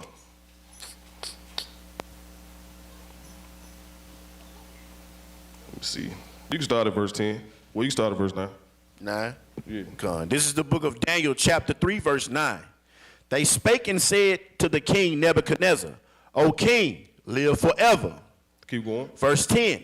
Thou, O king, hast made a decree that every man that shall hear the sound of the cornet, flute, harp, suckbut, psaltery, and dulcimer, and all kinds of music shall fall down and worship the golden image. And whoso falleth not down and worship, that he should be cast into the midst of a burning fiery furnace. So let me ask y'all a question. Who would still serve the Lord if they came out with a decree like this? Who would still serve the Lord if they came out with a decree like this? Yeah, I'm just saying that. I'm talking about. No, I'm just saying. Yeah, you're right. But I'm saying that that's being real. It's keep it real. No, I'm just saying that when we in these situations, sometimes a lot of people cave in. I'll give you perfect example. Vaccines. That was a test of people's faith right there. Yeah, it was. Period. I guarantee you there are thousands of Israelites who say they're Israelites. They say a word to not a soul, stood in that line and got that poison. That's what I'm about to go to. That's what I'm about to go to. It's a lot of Israelites would cave in, trying to save their life. Trying to save their life because they don't want to feel death. Give me Matthew 6:25. Because a lot of people will cave in. That's why I asked that question. Like, okay, you raising our hands now. Especially if their children was involved. Yeah, if they children involved. A lot of our people is weak out here. Even the ones that say they in the truth, ones that say they keep the commandments. Verse 25. This is the book of Matthew, chapter 6, verse 25. Therefore, I say unto you, take no thought for your life, what ye shall eat. So it starts right there. It said, therefore I say unto you, take no thought for your life. So they was in this situation right here, Meshach, all of them, they didn't have no thought of their life. They didn't take thought of it. Like when I.S.A.A.C said about the vaccines. We ain't thinking about that. We ignored that. We ain't taking that. We ain't finna bow down to these devils. Let's go back to Daniel 3. God. This is the book of Daniel, chapter 3, verse 10. Thou, O king, hast made a decree that every man that shall hear the sound of the clarinet, the cornet, flute, harp, suckbut, psaltery, and dulcimer, and all kinds of music shall fall down and worship the golden image. And whoso falleth not down and worship it, that he should be cast into the midst of the burning fiery So furnace. whoever don't fall down and worship is gonna be cast into the midst of the fiery furnace. A lot of our people is gonna bow down to this golden image. Even today, they gonna compromise with this evil generation. I'm talking the ones that say they're Israelites. Keep going. There are certain Jews whom thou hast set over the affairs of the province of Babylon. Keep Shadrach, Meshach, and Abednego. These men, O king, have not regarded thee. He said, these men, O king, have not regarded thee. They didn't listen. They didn't want to do it. They ain't finna regard the bow down to the golden image. Keep going. They serve not thy gods, nor worship the golden image, They say they serve not thy gods, nor they worship the golden image. Keep going. which thou hast set up. Keep going. Then Nebuchadnezzar, in his rage and fury, commanded to bring Shadrach, Meshach, and Abednego. Then they brought these men before the king. So they brought them to before the king because they refused to bow down to their golden image. Keep going. Nebuchadnezzar spake and said unto them, Is it true, O Shadrach, Meshach, and Abednego? Do not ye serve my gods, nor worship the golden image which I have set up? Keep going. Now if ye be ready, that at what time ye hear the sound of the cornet, flute, harp, suckbut, poetry, The salt.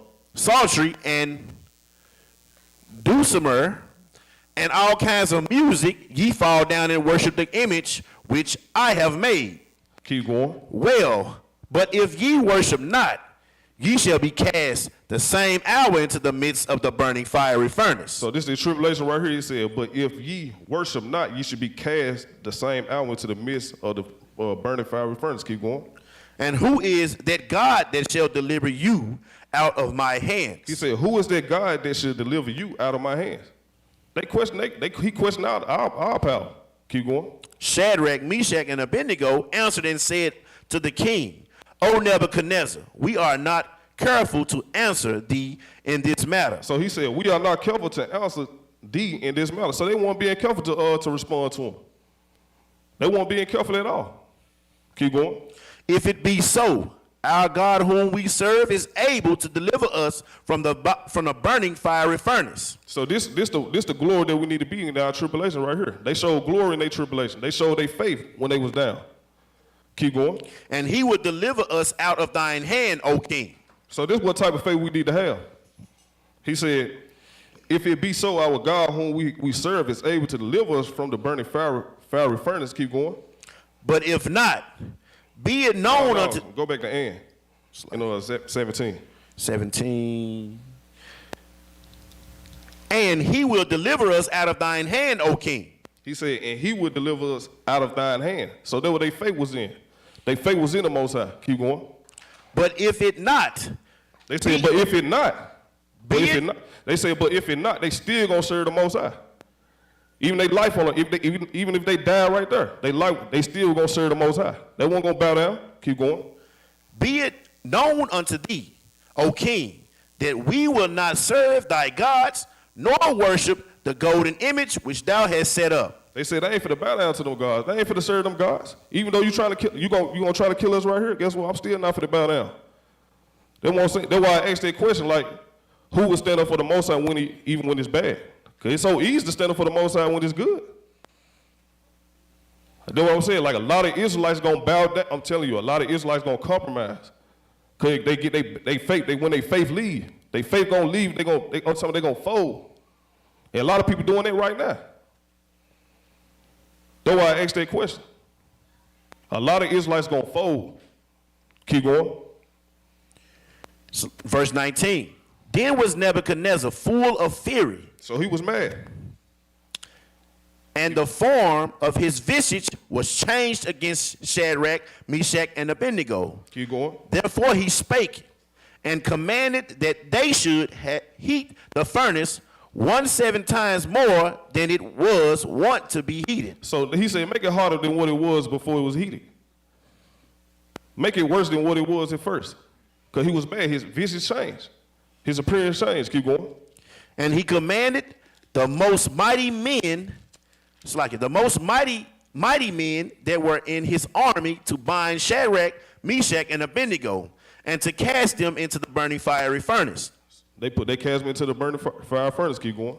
Then these men were bound in their coats, their hosen, and their hats, and their other garments, and were cast into the midst of the fire, into the midst of the burning fiery furnace. So everything what they had on was cast in the fiery furnace. Keep going. Therefore, because the king's commandment was urgent, and the furnace exceedingly hot, the flames of the fire slew those men that Read it over again.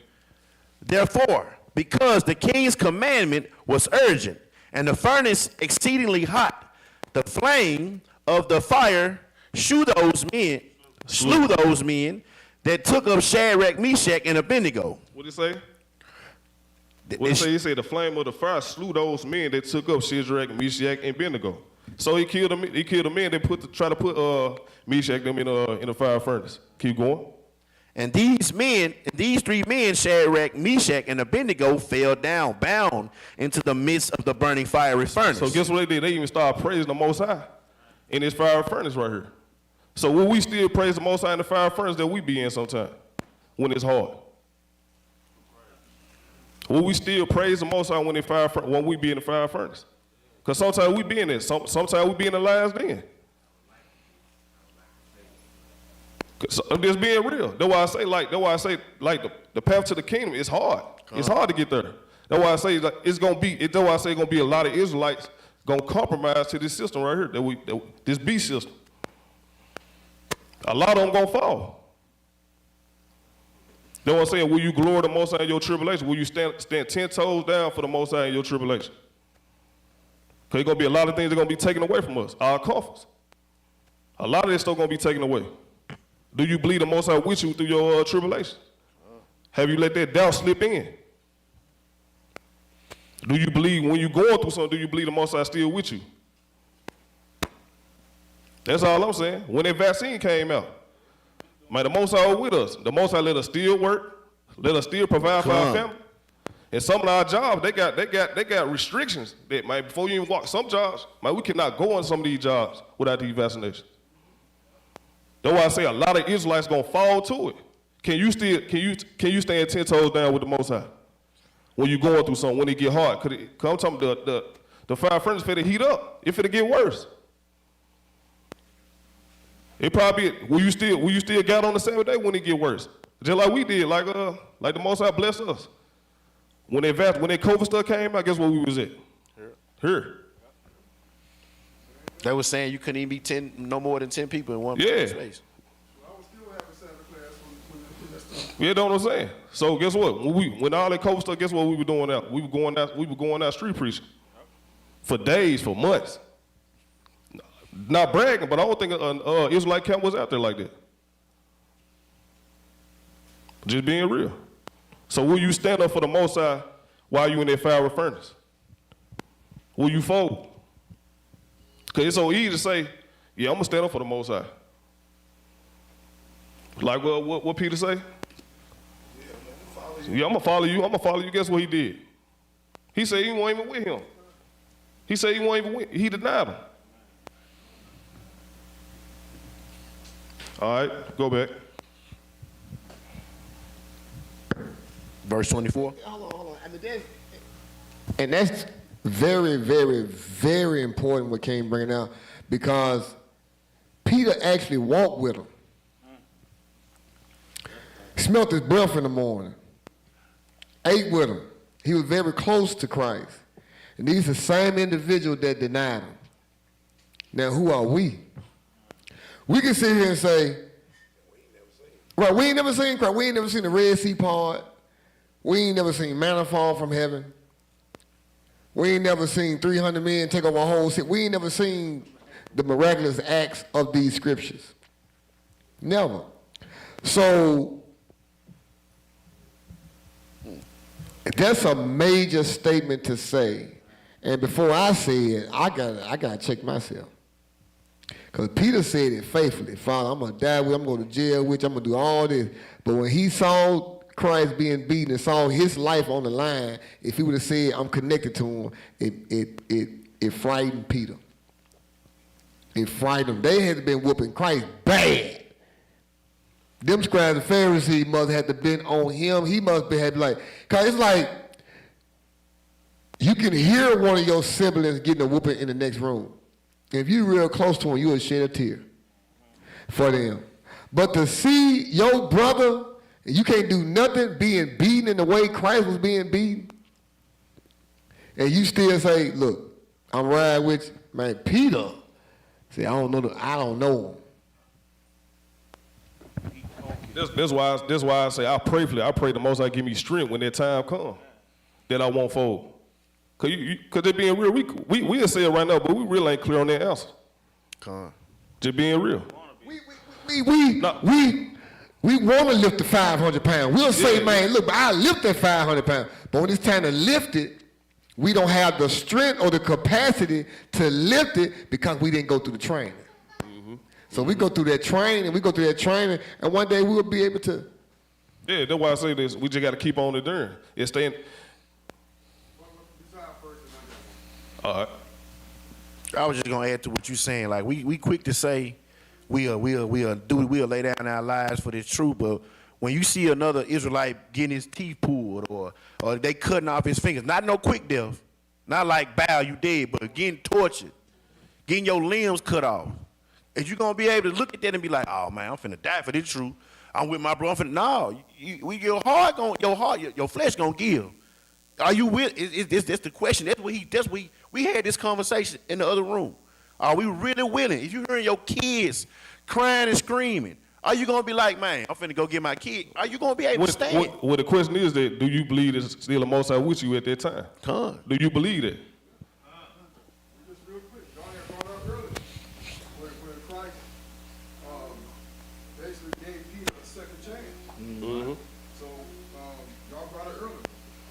John 21, verse 15 through 17, where Christ restored Peter. If Peter was in his weakest state, because you can only just imagine, like he was with him, like come on, you say he smelled Christ's breath earlier, right? So with all that, and when he denied him, right? Christ knew that Peter was broken, he was hurt, he was destroyed, right? But what did Christ do? Christ restored him. No, yeah, I'm with you. I'm just saying that, do you still believe? I'm just saying, do you have, when your tribulation at this time come, will you still believe? Will your faith still be at the top of the roof? Just like when you in peace? I think like how Second Maccabees 7. Yeah, that's what I'm saying. But I'm saying that what I'm saying is that a lot of Israelites gonna fold. And it's been proven this by just being in this body. A lot of people fold in this walk that we in, man, we seen it. You a witness to it. Everybody in here a witness to it. But again, it was a choice. It's a choice. But I'm saying that when it get hard, will you still praise the Most High? That's the big answer.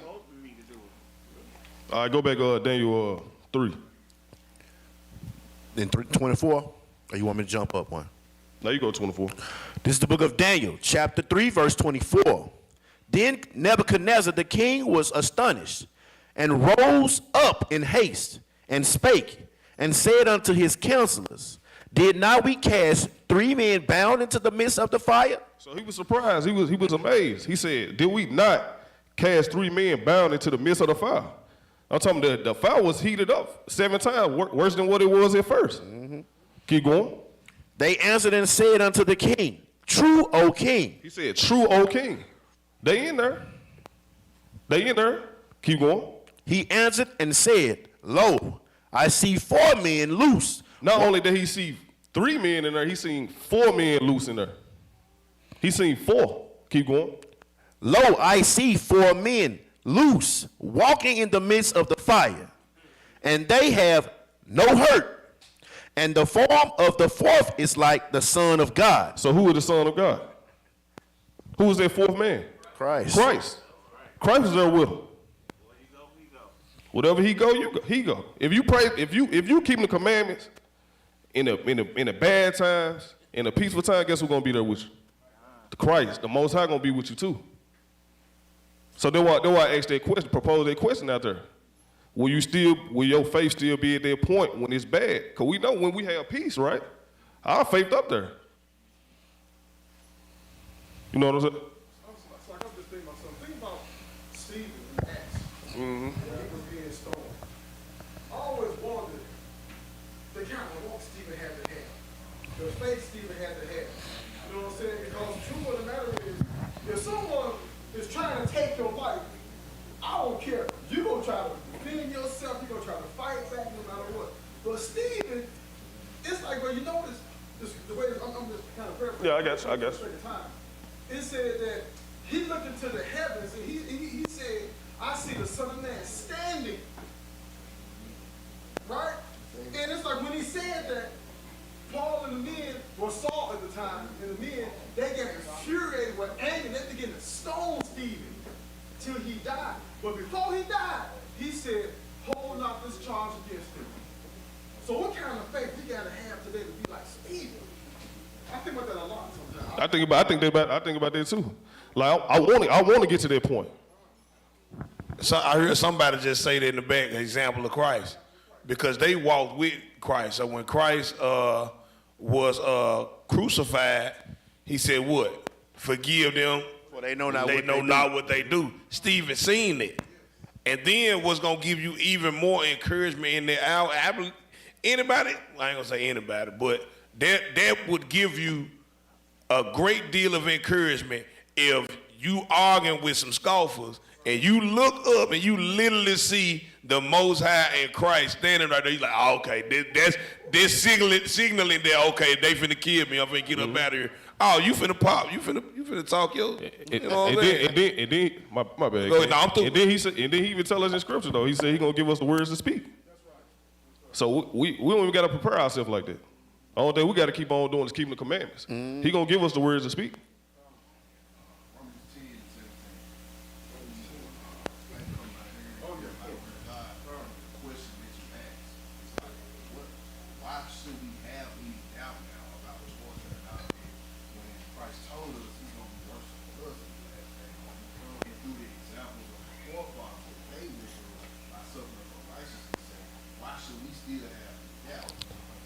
I'm gonna keep it real simple with you, bro. Man, the flesh, man. I'm just saying that the flesh, you know what I'm saying? Like the spirit willing, but the flesh, you know, the flesh weak. I'm just saying, why should we have any doubt if we serve in Christ? And with the examples of the forefathers like in Maccabees, Steve, and Christ, and all that, why should there be any fear of death when we walk in righteousness? And He proving Himself now with us when we walk. Why should there be any fear of death when this what we living for? Right? I mean, well, you got to pull out earlier. You know what I'm saying? We got to set our hearts right. You know, we got to keep on during that temptation. That's what I'm saying. Like, if we meditate day and night, keeping our minds in His Word, it probably won't be no issue with that. Yeah. So we keep. I'm sorry. We had to say about that. I'm thinking about those who served in the military, who seen combat, who was literally out there on the battle, who seen their brothers getting killed, their brothers step on the landmine and going to pieces. They brought them to the battlefield and they walk up to an IED or a Madison Bay and the blood they bring to pieces. And they see that. Or they get shot. They lose an arm. They lose a leg. You see what I'm saying? So those who serve in the military, they literally see death. You see what I'm saying? They literally see it. By just going this experience, yeah. So it just even go more deeper than it. It just prove it with it go to Romans 8. This is my last scripture too.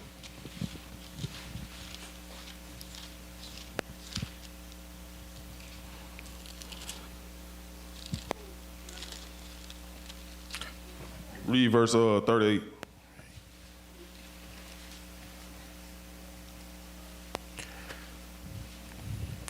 the book of Romans, chapter 8, verse 38. For I am persuaded. So this is what we got to do. We got to be fully persuaded, right? Keep going. That neither death, nor life, nor angels, nor principalities, nor powers, nor things present, nor things to come. So we got to be fully persuaded. We got to be fully persuaded to have that mindset to say, I'm willing to put my life on the line. And most of us ain't, I'm gonna be real, most of us ain't fully persuaded. Most of us ain't even fully converted. God, in his very room. Know what I'm saying? It said, for I am persuaded, he said, what Paul said, he said, for I am persuaded that neither death nor life, nor angels, nor principalities, nor powers, nor things present. What did it say again? Nor things to come. Nor things to come. Guess what he went through? He went through tribulation, he endured. He got patience, he got experience. Keep going. Nor height, nor depth, nor any other creature shall be able to separate us from the love of God, which is Christ Jesus our Lord. So nothing on this earth should be able to separate us from the Most High and believing in Christ. Separating us from Christ. None of this stuff on this earth, death, none of that stuff should not separate us from Christ. That's why we got to stand 10 toes down in our belief. Know what I'm saying? The doctrine of the Most High is pure. It's just the people.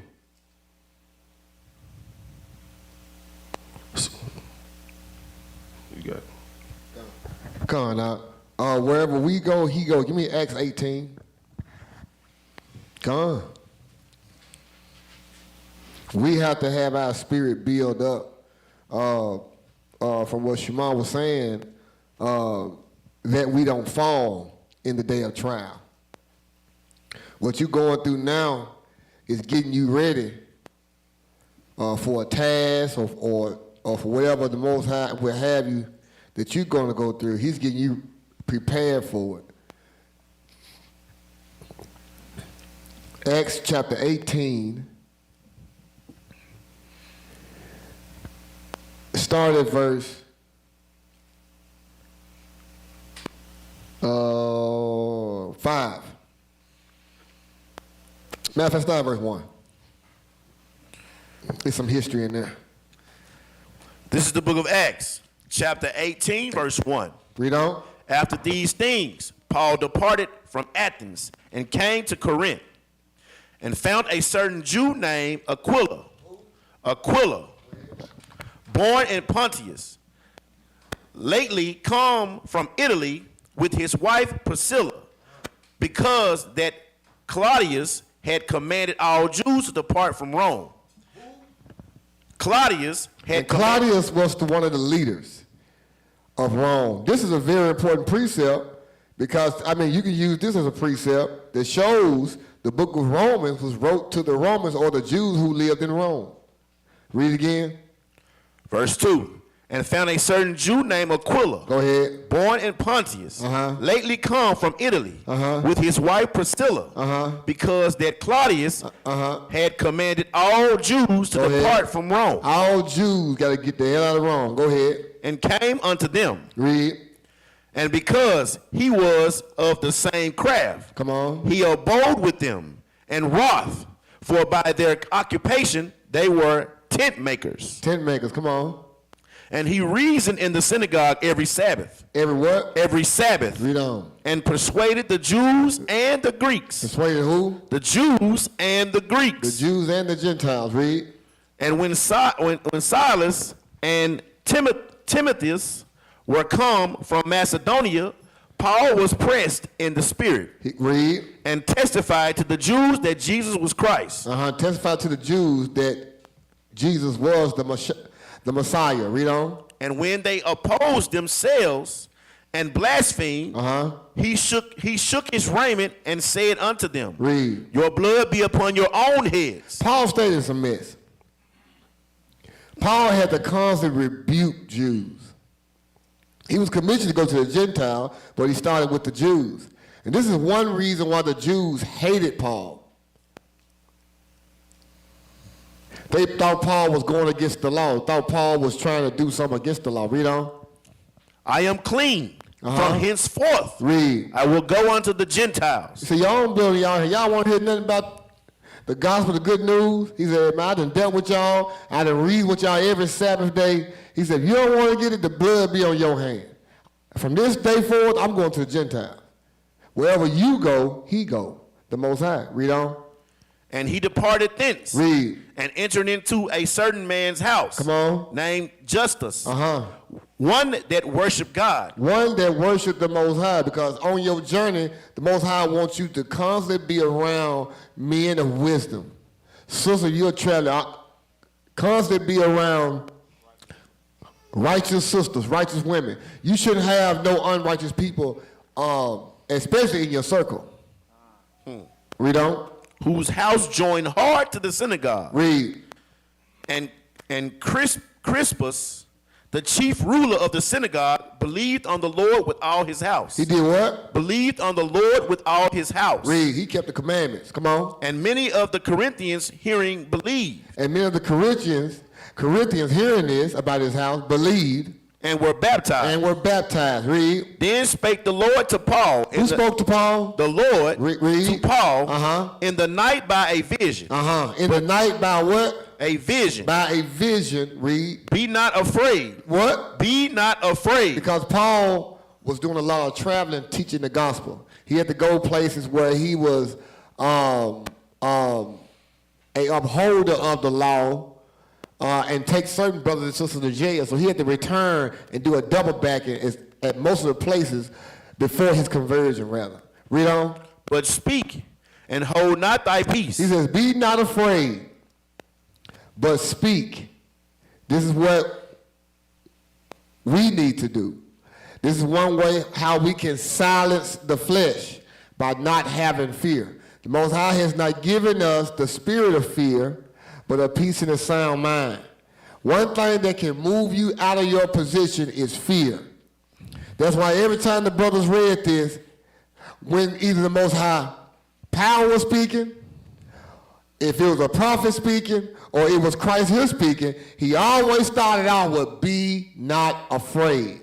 Because that fear can move you.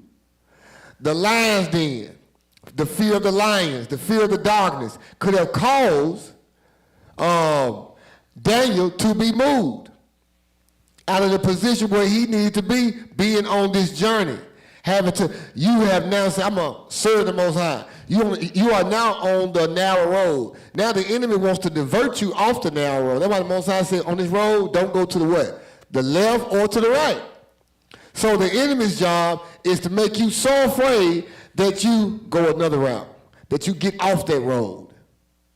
Follow the yellow brick road.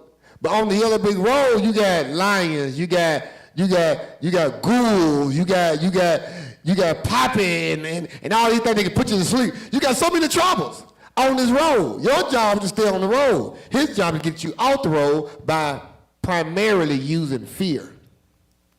When Christ was led to the wilderness, there's Luke 4, to be tempted of the devil, what happened? He put fear in there. He knew he was hungry. You don't want to starve to death, do you? Fear on him. He said, go ahead and hop off this pinnacle. So you have many instances he uses fear. It's fear tactics. He said, be not afraid, read. But speak. But do your job. What is your job? What has the Most High called you to do? If you don't know, you need to be coming to the priest and finding out. Because you need to be doing a job. If you cannot hide and bury your talents. You have to use them.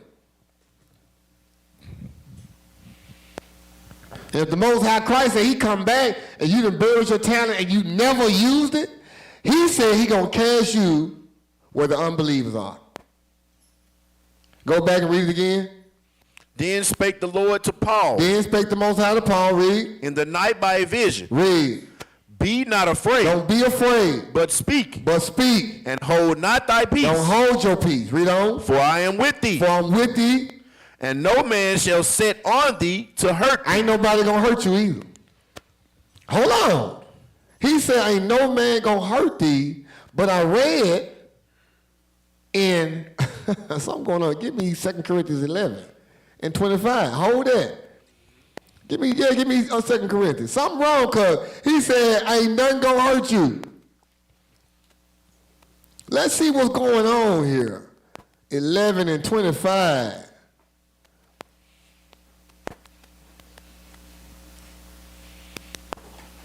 See, because many people think that's a contradiction. Come on now, they will. And they don't know what the Most High mean when he say no man will hurt you. Come on. They don't know what they mean. We're going to start at, I want to start up a little bit, but I won't.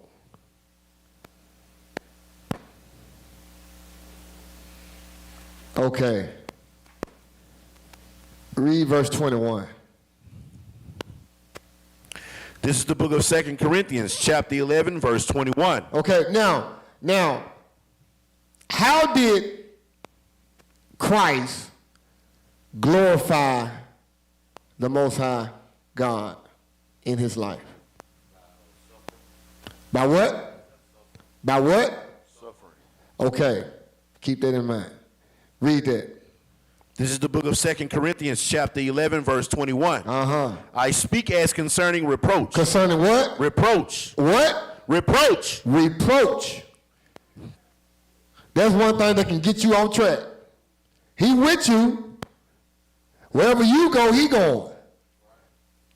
But sometimes you can forget he with you by a reproach you might have. Suffering you might go through. And you'll forget that he with you. The whole time you forget because it's so heavy. Read on. I speak as concerning reproach, as though we had been weak. Read. Howbeit, when insoever any is bold, Read. I speak foolishly. I am bold also. I'm bold also. Read.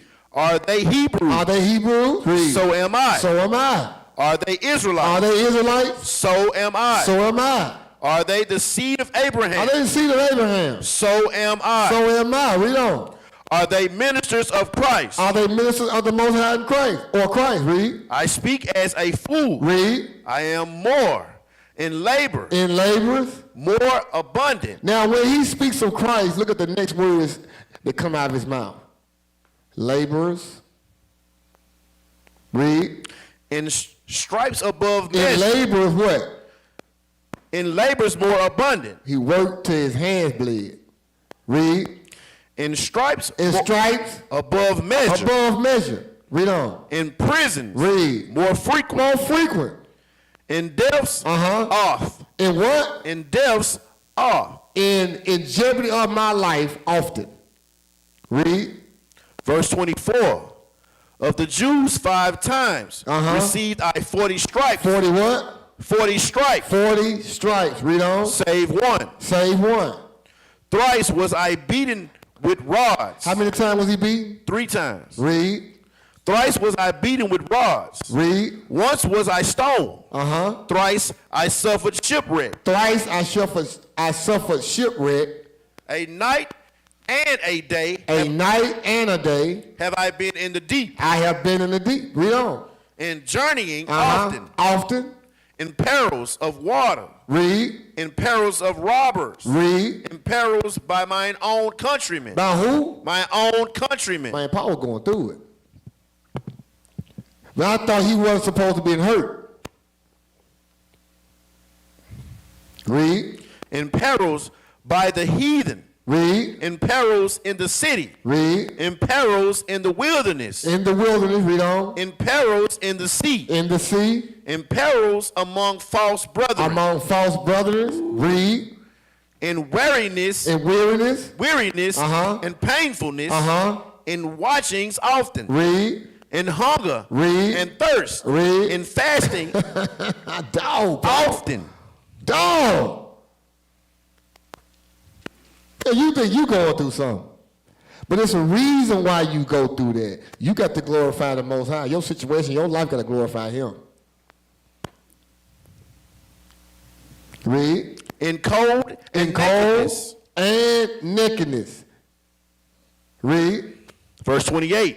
Besides those things that are without, that which cometh upon me daily. Come on, keep reading. The care of all the churches. Read. Who is weak. Who is weak? I am not weak. I am not weak. Who is offended? Read. I burn not. Read that again. Who is weak? Read. I am not weak. I'm not weak. Question. Who is weak? And I am not weak? It's a question. Read. Who is offended? Read. And I burn not. I'm suffering with y'all. Who you think going along with you? Watch this. Read. If I must needs glory, If I must needs glory, I will glory of the things which concern mine infirmity. I will glory of the things which concern mine infirmities. Read. The God and Father of our Lord Jesus Christ, Read. which is blessed forevermore, knoweth that I lie not. Knowing that Allah not go back. This is what's on the road for all of us. Maybe not to a certain level what Paul went through, and he explained it, but you have your own road to walk. But he said in verse 30, if I must needs glory, what am I glory in? My infirmities. I'm a glory in mine infirmities. Go back.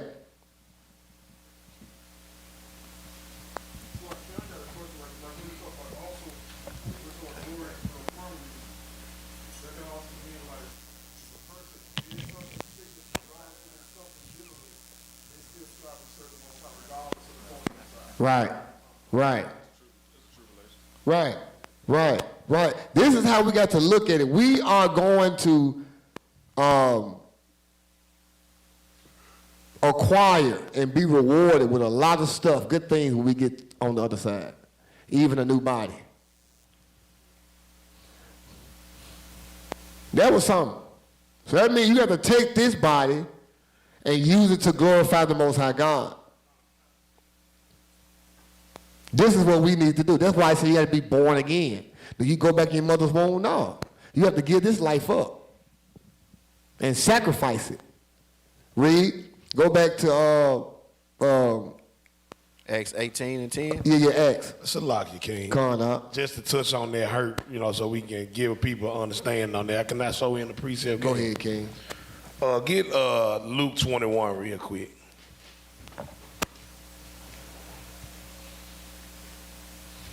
A lot of times when you see that hurt or harm, the most I'm talking about, man, on the other side. In majority of these situations. Luke 21:16. Read that. This is the book of Luke, chapter 21, verse 16. And ye shall be betrayed both by parents. So it says you're going to be betrayed both by your parents, go ahead. And brethren. And your brethren, go ahead. And kinsfolk. And kinsfolk. And friends. And friends, go ahead. And some of you shall they cause to be put to death. So you see this right here, right? It's saying, look, some of you is going to cause you to be put to death. You're going to die. Go ahead, verse 17. Verse 17. It's like it. And ye shall be hated of all men for my name's sake. So Christ said, you're going to be hated of all men for my name's sake. Go ahead, verse 18. But there shall not a hair of your head perish. So that seems like a contradiction in these three different lines right here. It said, man, some of y'all going to be put to death. But then verse 18 say, man, not a hair on your head going to perish. What they're simply saying is, man, the second death is not going to hurt you. You're going to be protected from that. Ain't nothing going to happen to you on the end right there. You just got to keep my command. But go ahead, Kim. Calling out. Beautiful, bro. Beautiful. All praises. You know we all going to die. We got to give up this body. This body has to be sacrificed. So that was beautiful. Go back to Acts 18. Verse 10. The book of Acts chapter 18 verse 10. For I am with thee, and no man shall set upon thee to hurt thee. And no man shall set upon thee to hurt thee. Come on. For I have much people in this city. For he have what? Much people in this city. He have much people in this city. This is one thing we got to understand. The Most High got people. He got people. In your situation, he got people. Go give me Hebrews 13:1. He got people. Sometimes Sometimes the Most High Christ has sent somebody in your life and you didn't even recognize them. You cussed them out. Hebrews 1 and Hebrews 13 started Start verse 1. you start verse 1. The book of Hebrews chapter 13, verse 1. He wanted to let Paul know I'm with you. He said, plus I got many people in this city. Read. Let brotherly love continue. Let brotherly love continue. Be not forgetful to entertain strangers. Be not forgetful to entertain what? Strangers. Strangers. For thereby some have entertained angels unaware. Have entertained angels unaware. You gotta watch who you're dealing with. Right there in your life. The Most High got all the help we need, we got the help. You ever have somebody tell you, or you told somebody, man, I don't want to go over there, bro. Man, them folk gonna jump me when I get over there. And the brother tell you, don't worry about it, bro. Man, I got some folks over there. I ain't gonna let nothing happen to you. Tell them Ray said I can come through. Right. Give me Acts 12.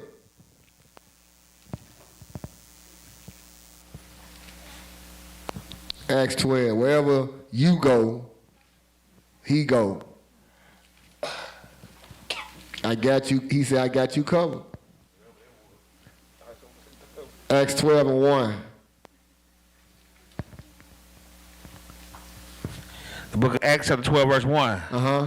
Now about the time Herod the king stretched forth his hands to vex certain of the church, and he killed James, the brother of John, with his sword. Mm-hmm.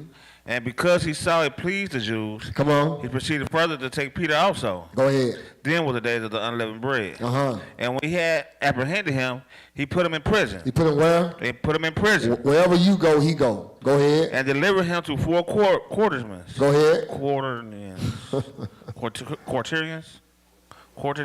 What is it? Come. 4 quarterians.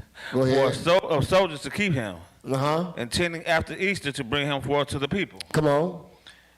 Peter therefore was kept in prison, Uh-huh. but prayer was made without ceasing But prayer was made without ceasing. of the church unto God for him. Read. And when Herod would have brought him forth, the same night Peter was sleeping between 2 soldiers. And when Herod would have brought him forward, the same night Peter was sleeping between 2 soldiers. Was sleeping in between the enemy. Read on. Bound with 2 chains. Bound with how many chains? 2 chains. Not only was he in between 2 soldiers asleep, but he was bound with 2 chains. Whatever situation we find ourselves in, and everybody's situation is unique. Read on. And keepers before the door kept the prison. And then they had keepers before the door Kept the prison. of the prison. And this is Luke writing this. And we know that Luke wrote with a lot of detail. Read on. And behold, the angel of the Lord came upon him. Read. And a light shined in the prison. And the angel shined in the prison. Come on. And he smote Peter on the side. He hits Peter on the side. And raised him up. Read. Saying, arise up quickly. Read. And his chains fell off from his hands. Uh-huh. And the angel said unto him. His chains fell off from his hands. Read on. And the angel said unto him. Read. Gird thyself. Gird thyself. Bind on thy sandals. Put your shoes on. And so he did. And he did. And he said unto him. Read. Cast thy garment about thee and follow me. And put your coat on. Let's go. And he went out. Read. And followed him. Uh-huh. And was not that it was true. And he went out and followed him. Read. And was not that it was true. And wist not that it was true. Was Read. done by an angel. Which was done by the angel. The Most High do something so cold in your life, you won't even know that it's him doing it. You have to, hold on, am I asleep? So we can expect spectacular things. We can expect a spectacular deliverance. Spectacular salvation. How's he going? You should get happy if you're going through it. You should be happy. Paul said he was joy. You should be happy because you should have on your mind how he going to do it this time. How he going to deliver me this time. How he going to blow my mind this time. You should get happy. Now you upset and mad because you looking more at the situation and not him. You start looking at the Most High, you'll take your eyes off the situation. You'll even get joyous. Man, how he gonna do this? Read again. He said, man, Peter didn't even know. He was like, man, he didn't even know if it was true. He blessed you, he delivered you so good. You were like, man, I can't believe this. I cannot believe. He with you. They say, but thought he saw a vision. He thought he thought it was a dream. Man, what? He can't believe it. You should expect this from the Most High. Read it again. Verse Read it again. 9. Read. And he went out and followed him. Read. It was not that it was true. And he went out and followed him. Wherever he go, wherever you go, he go. And wherever he go, what? You need to go. Follow the leader. Wherever you go, he going. He with you. Read. And was not it was true which was done by the angel. Read. But thought he saw a vision. But thought he saw a vision. Come on. When they were past the first and the second order, they came into the iron gate that leaded into the city. Read. Which opened to them of his own accord. Read. And they went out and passed on through one street. And forthwith the angel departed from him. Read. And when Peter was come to himself, he said, and when Peter what? When Peter was come to himself. When Peter was come to himself, read. He said, read. Now I know of a surety. Now I know of a surety. That the Lord has sent his angel. That the Most High has sent his angel. And have delivered me out. And have delivered me. I know without surety. Man, what? That's where he wants you to be. That's why I said when Peter came to himself. Right. He couldn't believe it. Yeah. But that act, that one act, and a lot more other stuff happened in Peter's life, right. But that one act pushed Peter to the point where he said, now, you know what? I know for surety. Ain't nothing in my life that gonna bring down my spirit, and in my life, you can't do this to me no more. I know for a surety. I'm fully persuaded. That's it. That's where you need to be. That's where you need to be. Go back to Hebrews 13:5. That's where we need to be. Because you believe the scriptures. You got to believe these words. These words are life and they are truth. You want to live? Get this word. Read verse 5. This is the book of Hebrews, chapter 13, verse 5. Read. Let your conversations be without covetousness. Let your conversation or your actions be without what? Covetousness. Covetousness. Read. And be content. And be content. With such things as ye have. Because if you ain't content with the things you have, you can lose those things you have today. And you'll go to the left and you'll veer to the right. But since you were content or is content with the Most High, it can be taken away. You content. You settle up here. So what he said again, he said, be content. Read. With such things as ye have. If you have a little bit, be content with it. You got a lot, be content with it. Be content with it.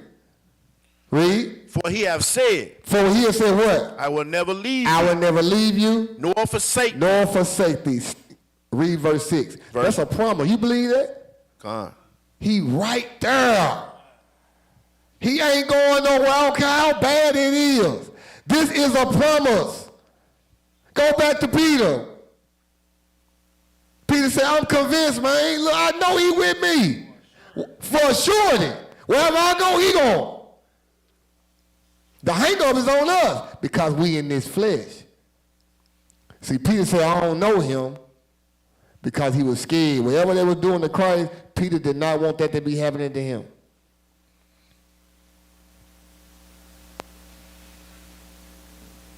Go back real quick. Acts, where we at? Acts 18? No. Hebrews 13. Yeah. No. Yeah, you go back to Acts 12. Acts 13, Salaki.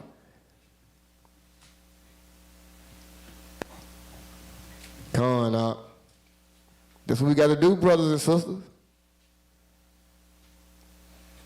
No, that wasn't 13. That was... Oh, I got it down. I think it was at 16. Acts 12, that's what it was. Acts 12. And we're going to get right back down where King ended off. He was fully convinced. That's where we got to be at, y'all.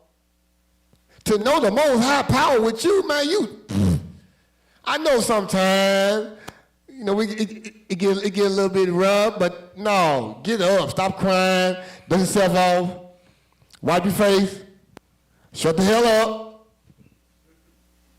For real. You embarrassing yourself, you embarrassing the Most High. The angels beholding his glory in the heavens as being God Almighty, the Most High power, and his creation, the one who he died for sitting down here.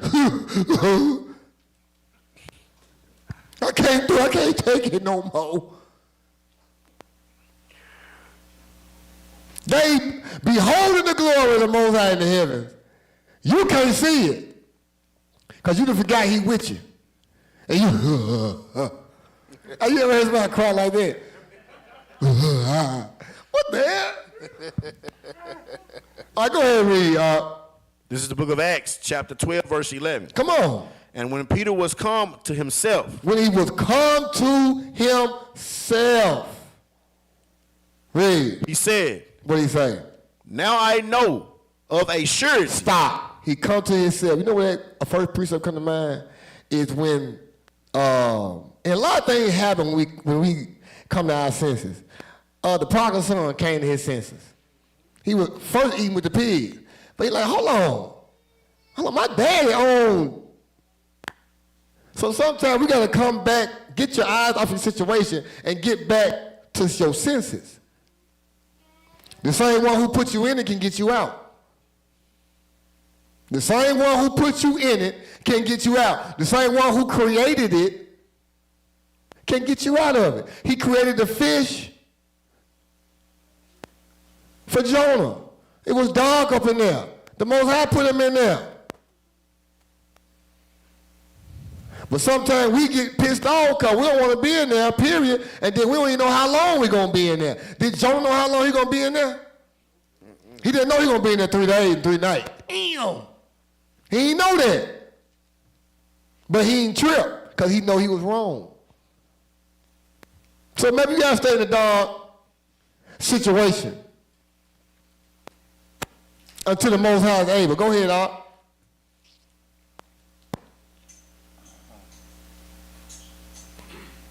I don't praise it. Shalom. It's my shalom. Everybody never listen about you, man. No, man, the Most High, man. All praise to the Most High.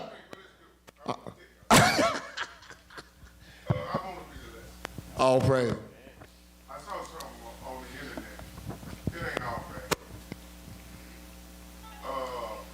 They put some rats in the book. Mm-hmm.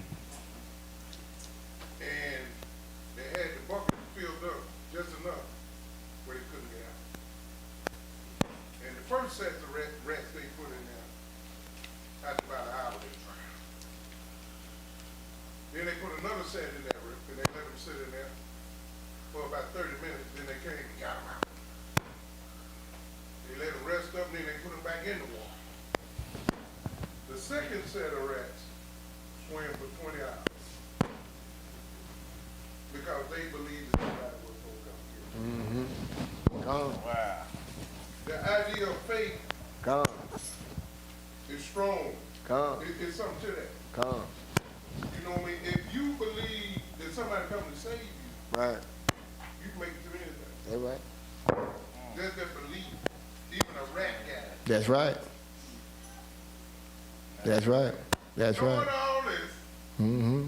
all that said, we go through things in life that condition us. I've been in some bad situations where you couldn't let nobody, you couldn't show no weakness. Mm-hmm. And the brain ain't nothing but a computer. Whatever you put inside that computer, that's who you are. Mm-hmm. So if you've been conditioned to be a hoe, if something don't happen substantially to change the direction of your thought, you're going to be a hoe. Mm-hmm. If you've been conditioned to be a gangster, or that's the mindset you put yourself in, if something don't happen that's substantial in your life, you're going to stay on that path. Mm-hmm. You understand? So, our always said the commandments protect us from ourselves. Mm-hmm. Because those things we've been conditioned to believe about ourselves. That boy Charles is right. He say we create these idols or these what do you say? We create alter egos of these characters, and we try to live up to these characters. You know what I'm saying? People will make you. You might be the smartest dude in the classroom, but if everybody else don't, you got to dumb yourself down just to fit in. So you get tricked. Yeah, and you gonna create a character that you're not, and after a while you forget who you are. You look like you just as dumb as them. And you the smartest person in the fucking room. You can't forget who you are. I was upset because a man, you know, we always do it. You know, we toot our own horn like we the five, we can do shit we can't do.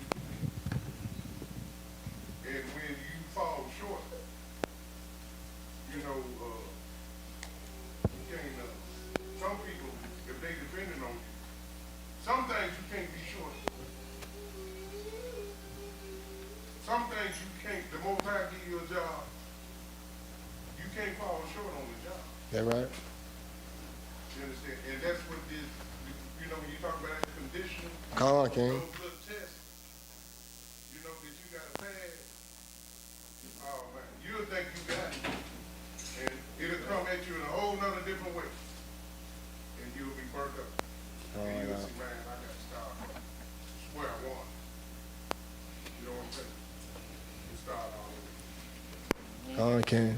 What is it, brother? Go ahead. King. All praise to the Most High for that wisdom. Go back. Matter of fact, read that last verse at Acts 12. Because even dealing with Paul, when Christ told him, he said, I'm going to be with you. He said, I got much people in the city. Your blessing, that's why it's good to be amongst your brothers and your sisters. Man, the Most High will do whatever he needs to do to bless, to open up those doors, man, to make them crooked places straight. He for his people. We got to be for him. We got to be fully convinced. We can't be going to the left. We can't be going to the right now. You got to go on the straight and narrow. You got to stop playing. Go ahead, go back. 11, read 11 again. This is where we got to be at, y'all. And the Most High gonna bless. He gonna bless so good. You gonna be out your mind like, hold on, now you have to snap back into it. If he didn't do it like that, what is the point of him taking you through that hard time? What was the point? The Most High take you through something. There's a point to it. It's something he wants you to get. It's right there in Romans, man. Come on. If you read the whole Romans 9, he break it all down. Come on. That's why Romans 9 is one of the best chapters in the book. This is what we need to be. Read it again. This is the book of Acts, chapter 12, verse 11. And I'm almost done with this. Come on. And when Peter was come to himself, When he would come to himself, He the said- Most High gonna mess you up how he gonna bless you. And you gonna be like, hold on, what the hell? What was the point? For you to have more faith, more everything in him. This is what he was. That's how Peter and Moses and all the prophets, even the sisters, Judas were down there chopping off kings' heads. Bro, I'm telling you, the only reason they were able to do all those things because they was fully convinced. Judas said, Father, if you uphold the words out of my mouth, I'll go and fight for your people. I'll go down there. I'll take off these mourning clothes. I'm fully persuaded you're going to do this. You up there. Read. he said, Read. he said, Uh-huh. now I know of a surety Now I know of a surety. Come on. that the Lord have sent his angel The Most High sent his angels. and have delivered me out of the hand of Herod. I know now. Read. And from all I like this part. Read. and from all the expectations Uh-huh. of the people of the Jews. Because all them folk had it out for Paul. You got folks in your life got it out for you. Like King brought up earlier. They got expectations to do you in. The Most High gonna spoil all those expectations. He said, he have delivered me out. He said, I know of a surety, I know now, that the Lord have sent his angel and have delivered me. Well, that ain't selfish to say he delivered me. Because when he say he delivered me, somebody watching the you and can be encouraged by what you're going through. Have delivered me out of the hand of Herod, the enemy, and from all the expectation of the people of the Jews. Give me 2 Kings real quick. 2 Kings 6. Most High right there, man. He ain't going nowhere. He right there. We got to get convinced. Are you convinced? Man, you get convinced, man. I mean, all hell gonna break loose. The Most High took me through this morning. We gotta get to the point where we stop playing. We gotta get there. Now you gotta need somebody teaching you all back over, which are the basics, the oracles of the Most High. And we won't be on another level by nothing. Whole nother level of faith. Start verse 17. I just want a small piece out of that. Because even folk who with you, maybe somebody who with you. Maybe your husband, your wife, and they acting like they're serving right here. Just all scared and shaking. It's on you to change the game. 6 and 17. Now, matter of fact, start verse 15. This is the book of 2 Kings. Now, start 13. Come on. It's a lock here. This is the book of 2 Kings. These words were wrote for our instruction, our knowledge. This for us. We need to learn from this. If he did it for our ancestors, he gonna do it for us. Read on. This is the book of 2 Kings, chapter 6, verse 13. Come on. And he said, go and spy where he is, that I may send and fetch him. And it was told him, saying, behold, he is in Dothan. Dothan. Come on. Therefore, send he thither horses. Read. And chariots. Read. And a great host. And a what? A great host. And a what? A great host. A what? A great host. How many of you in here going through a great situation? The host is an army. It was a great host. It wasn't a regular problem. It was a great problem. Read on. And they came by night. They came by night. Come on. And compassed the city about. Read. And when the servant of the men of God was... And when the servant of who?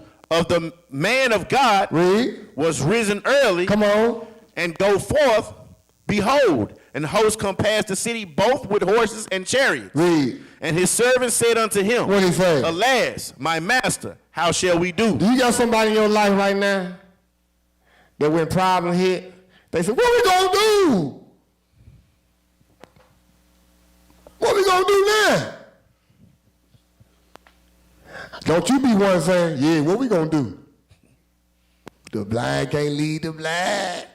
They both gonna fall in the ditch. That's why I said the man of God and the servant. Matthew 12. Somebody gotta have some sense. Somebody gotta have some sense. Somebody gotta know of a surety.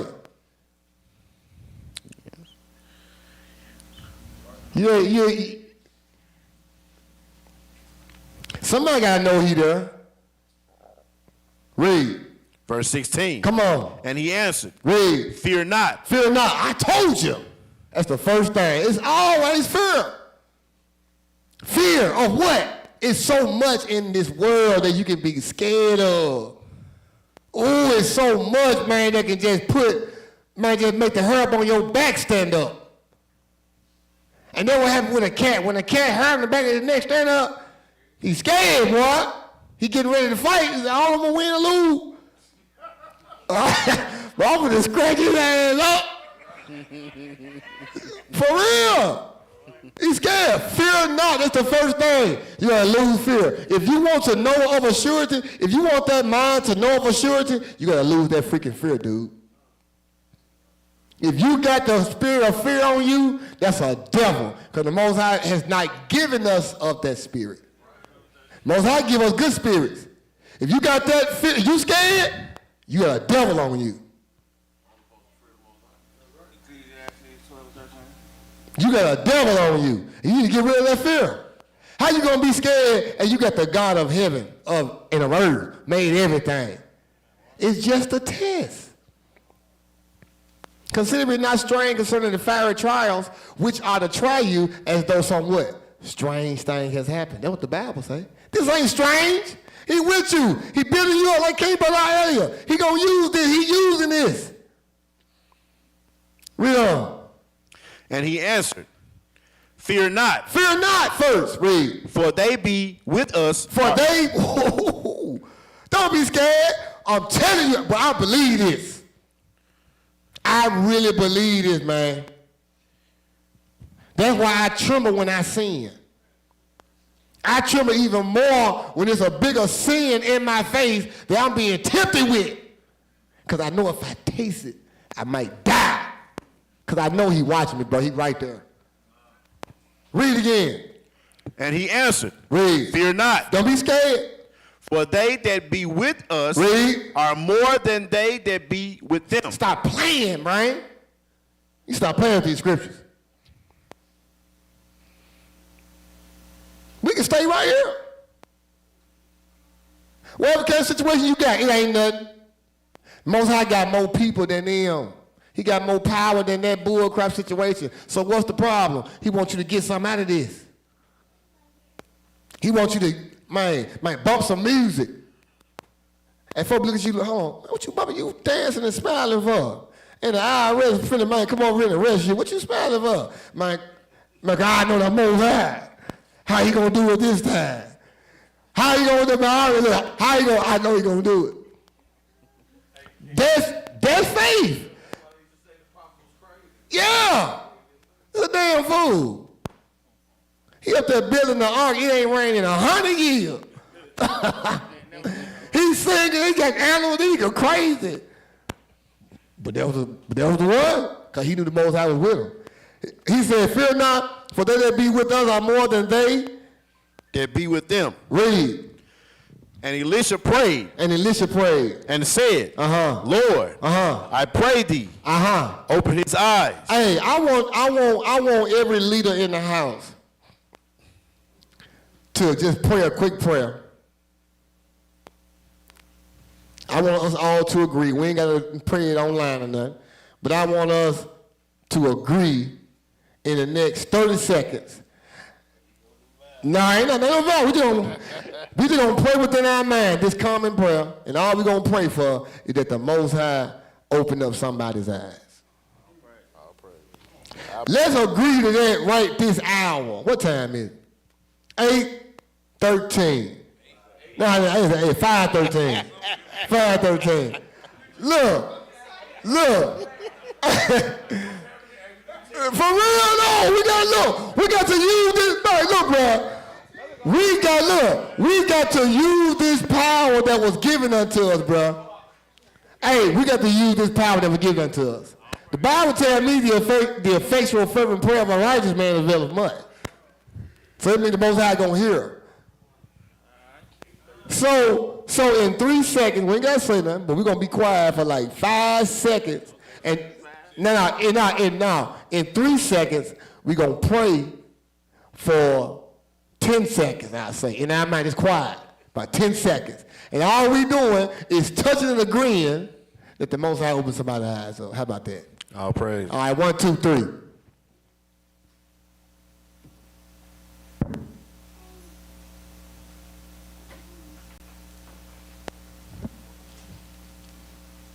All praise to the Most High.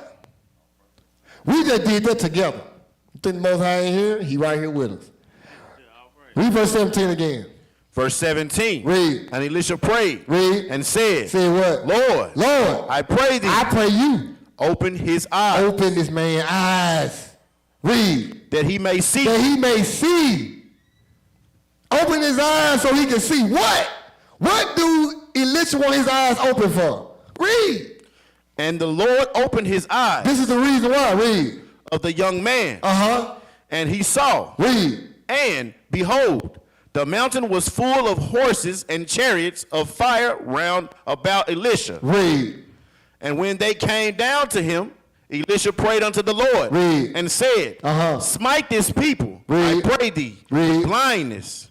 And he smote them with blindness according to the words of Elisha. According to the word of who? Elisha. According to the word of who? Elisha. According to the word of who? Elisha. According to the word of who? Elisha. Is Elisha any different from Prince Timothy?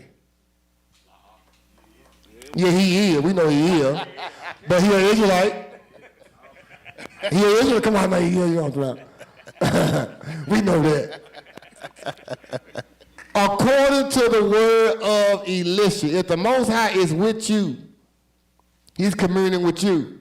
He opened the man's eyes up for him to see the host, the army that was with Elisha.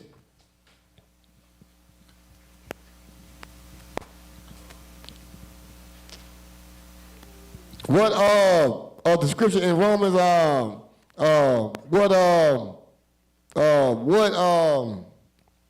forgot it. Let's get it. Romans 2 real quick.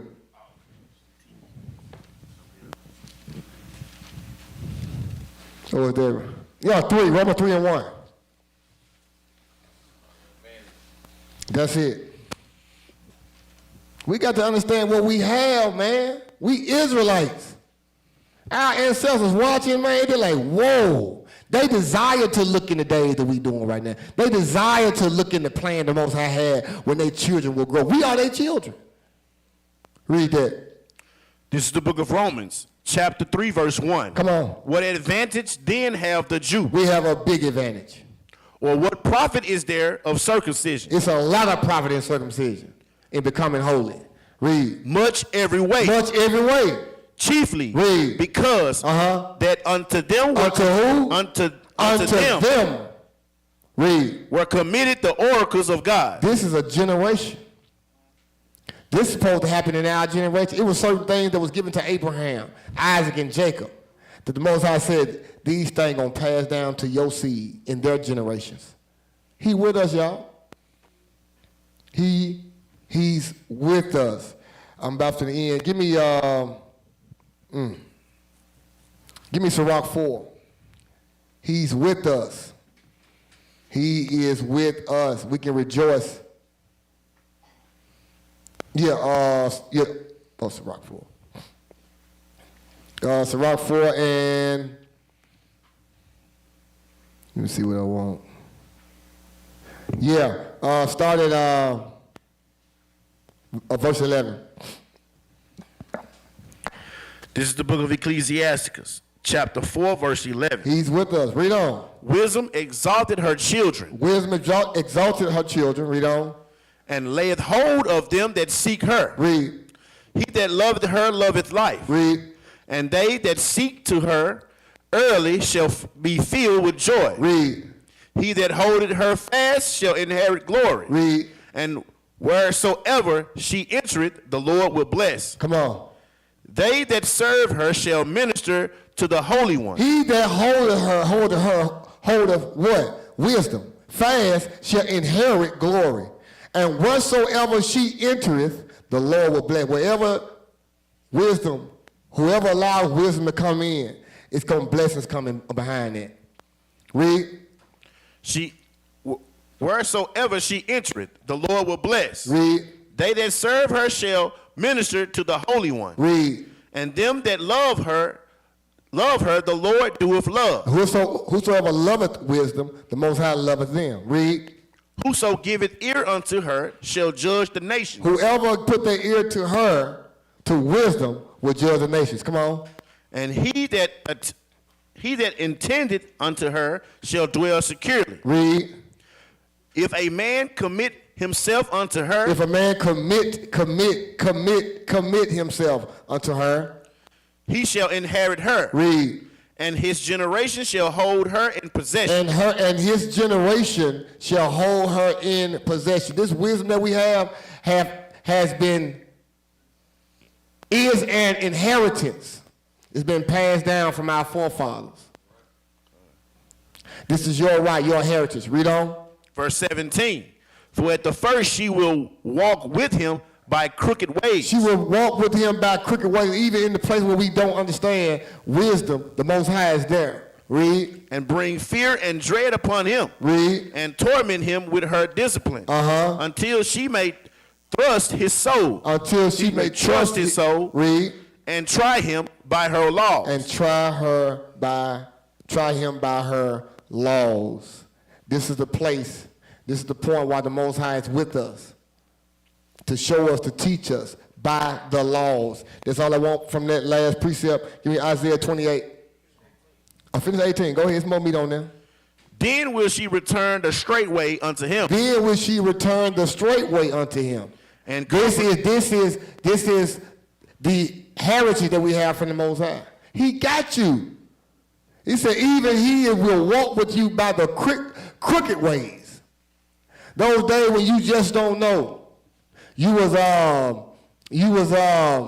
immature. You wasn't so prayerful. You can even take this, even the time when our ancestors was in slavery.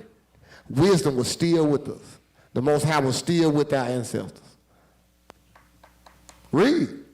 And show him her secrets. And show her his secret. Is it on that? One more, go ahead.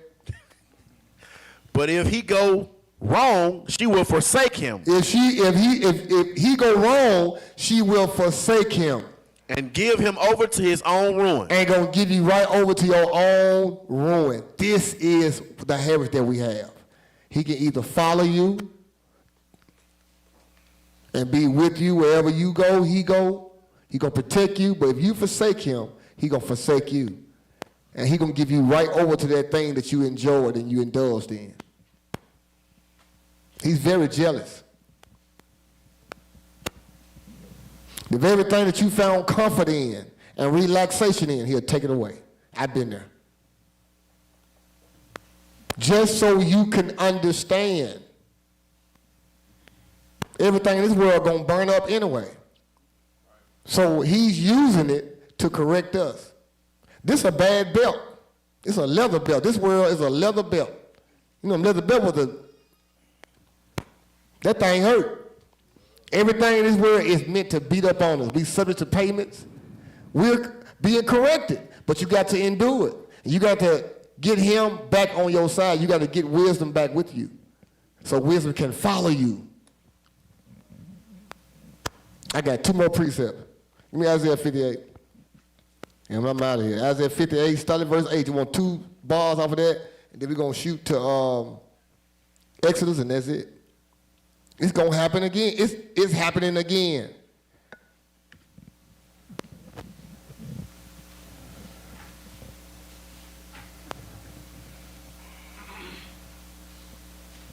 I'll read verse 6. This is the book of Isaiah, chapter 58, verse 6. Come on. Is not this the fast that I have chosen? Is this not the fast that I have chosen? Come on. To loose the bands of wickedness. Come on. To undo the heavy burdens. To loose the heavy burdens. Read. To let the oppressed go free. And to let anybody of Israel who's oppressed to go free. Read. And that ye break every yoke. And you break every yoke. Read. That's our job. We done broke some yokes this morning through the scriptures. I pray that we done broke some yokes. Some stuff that are holding somebody down today, it ain't finna hold you down no more. We breaking yokes out. Read on. Is it not to deal thy bread to the hungry? Is it not to deal your bread to the hungry? Our job is to give the hungry amongst our people who are hungry. Give them something to eat. Read on. And that thou bring the poor that are cast out to thy house.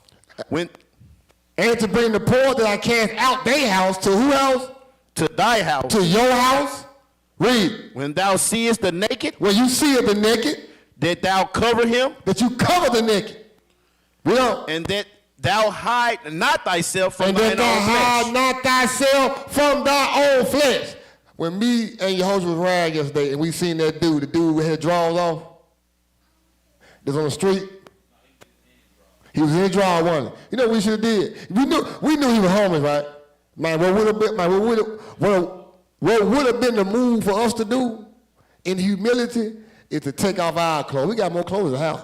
take off our clothes and give him our clothes and ride home naked so our own flesh wouldn't be naked. That's what we should do. Read that small part again. This one we ain't getting it. Last part.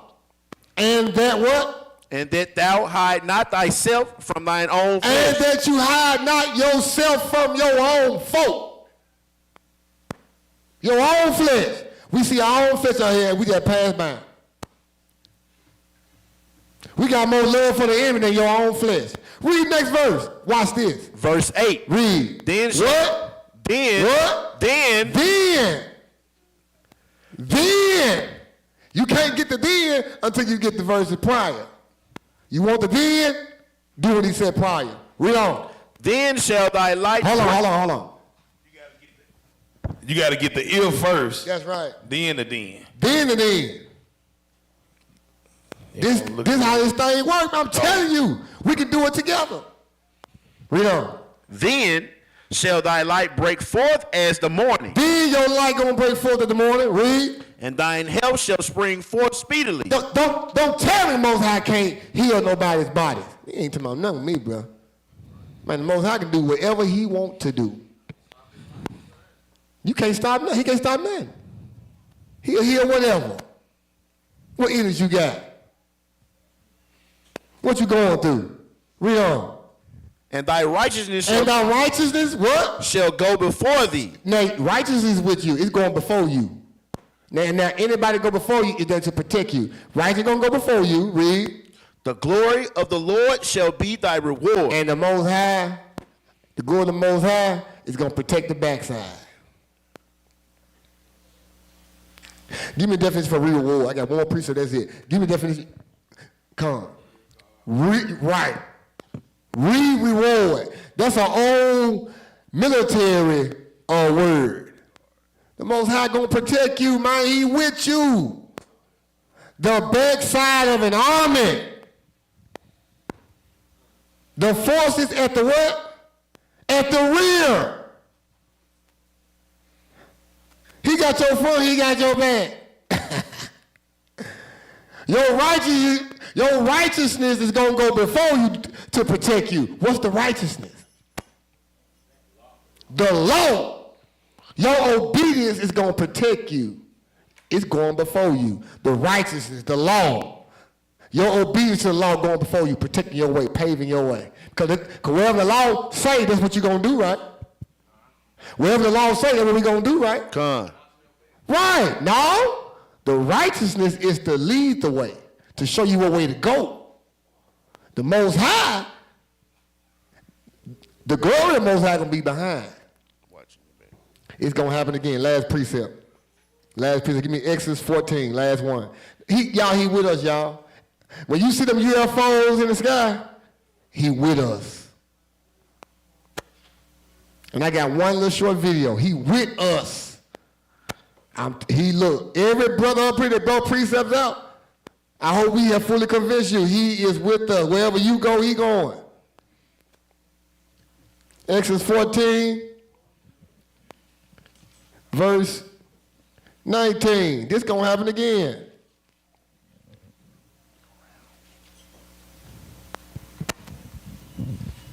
Y'all read verse 18.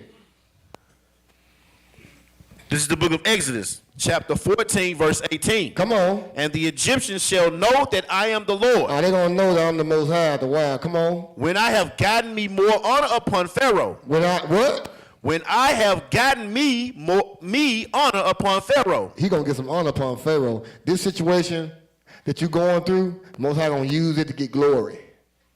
He want the glory.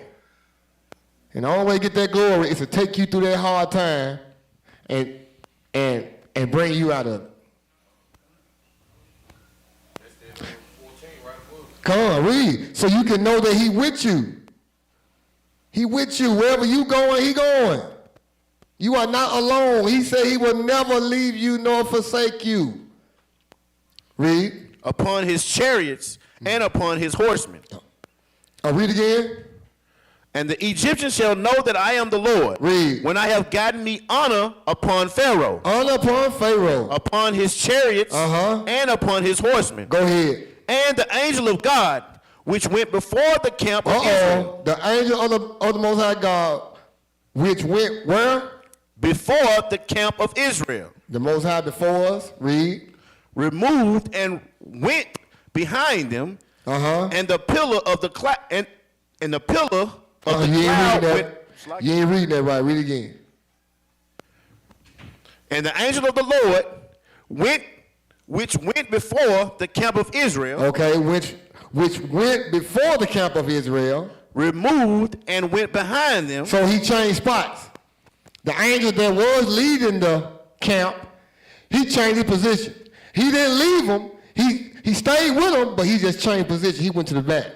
He went to the reward side to protect the army from the back side. Watch this.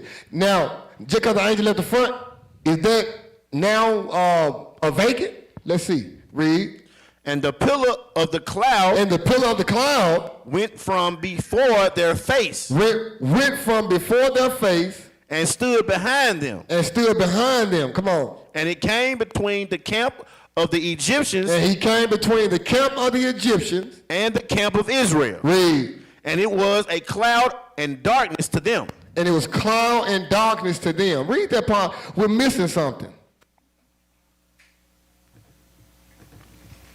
What verse you was at? Verse 20. And it came between the camp of the Egyptians and the camp of Israel, and it was a cloud and darkness to them. Now, for us to say a cloud, it's some other words going on up here that makes you know that this ain't no cloud. It looks like a cloud. This is the only word I can use to describe what I'm saying, but can clouds do this? Read. But it gave light by night. Can a cloud give light? Can a cloud give light by night? Read on. To these. Read. So that the one came not near the other all the night. Read. And Moses stretched out his hands over the sea. And the Lord caused the sea to go back. All right, stop right there. I'll leave right there. The Most High is with us. There to protect us. We are his heritage. I got one video and we out. I'm going to send it to, where I'll send it to, Kings. Okay, you know what? You gonna read this one. You can go back. Let me try it again.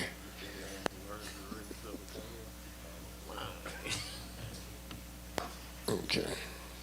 I just sent y'all a video. Now, I haven't seen this movie yet. I am going to watch this movie. But the trailer was kind of interesting. Interesting, but it was a movie came out a while back. I gotta watch it, but the trailer kind of interesting. What the word is? Interesting. So that's the Negro side. Play that. It's called Chariot. I want y'all check this out. And I want to see can somebody catch it. If you can catch it after the video ends, raise your hand and explain it. I don't know. We gotta find out before we leave. Huh? No, Yeah, this movie called Chariot. Now, I haven't watched it. I'm probably going to try to watch it tonight, but the trailer is something to see. Come on. And whoever can get to understand what they're trying to say or trying to show the audience, let me know to see if we don't want to call it. Go ahead and play it out.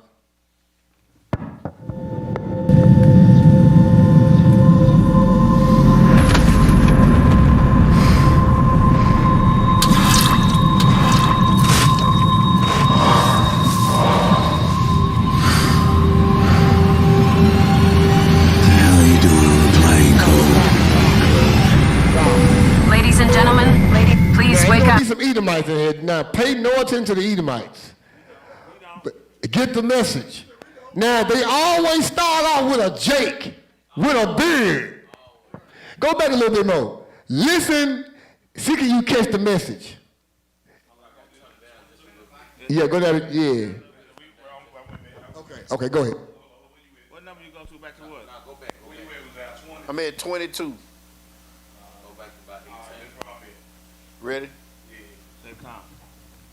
Woman, please wake up now. What's going on? Now. What's going on? Where are we? Are we in the air? So none of us knows how we got here. No It's like some kind of dream. We have no contact with the cockpit. Check it out. You are now free to use your portable electronic devices. The official report is that this is an attack. They're reporting that all major cities in the U.S. I think if the world is blowing up under our feet and we've been kidnapped and put on a plane, maybe it's time for you to cut all this secretive crap. The purpose of Operation Chariot is to save lives. Why is it called that? When the ancient Greeks knew of an attack on one of their cities, they'd take their most valuable citizens, put them in chariots, and send them somewhere. We'll see in a minute. Hold on. We important in scriptures, but I think this is to show how the Most High is always with us. And even when this thing pop off and all hell break loose, he gonna prove he with us. And this movie is giving you a taste, just an example of what could potentially happen. Go ahead. On the plane, maybe it's time for you to cut all this secretive crap. The purpose of Operation To Chariot put on a plane, maybe it's time for you to cut all this. Operation Chariot is to save lives. Why is it called that? When the ancient Greeks knew of an attack on one of their cities, they'd take their most valuable citizens, put them in chariots, and send them somewhere safe. Valuable? I'm a truck driver from Beaumont, Texas. We got a housewife up here. It's a government-run program. Go ahead. It's a ruse.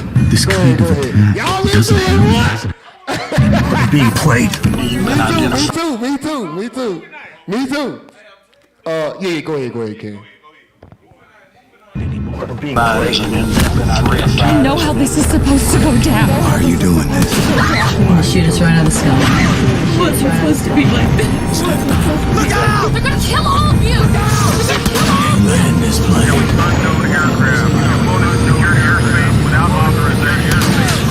Anyone hear me?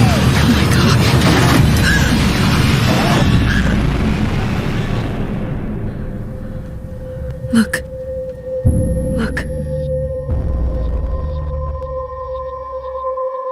All right. So this already been out. 2013. Right. Stop it all. Right. Go back just a bit. Right, go back.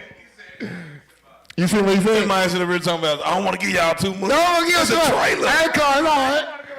But look, watch this movie tonight. I'm going to see where it's streaming. Yeah, go. All right. Now, who got it? You have been chosen. No, the entire thing. No. That's why I told y'all to ignore the Edomites. Go. You have some? Hold on. Go ahead. No. Who else?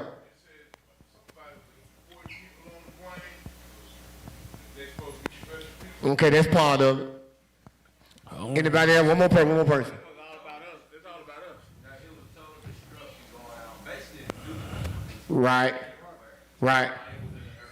Right. That's it. While the nukes was going off, they was in the chariot and they was being protected. But if you notice when the trailer first came on, the black dude woke up. He didn't know where he was. Right. The dead in Christ shall rise first. And then those who are left shall be what? Caught up. So, I mean, it could be something. Now not gonna hook us up. No, they're saying something about Right. Amazon Right. Prime. He was like, I ain't important, but Operation Chariot was a plan that America had put together to get all the important people, together and save them. But he like, why they saving me? I'm just truck driver.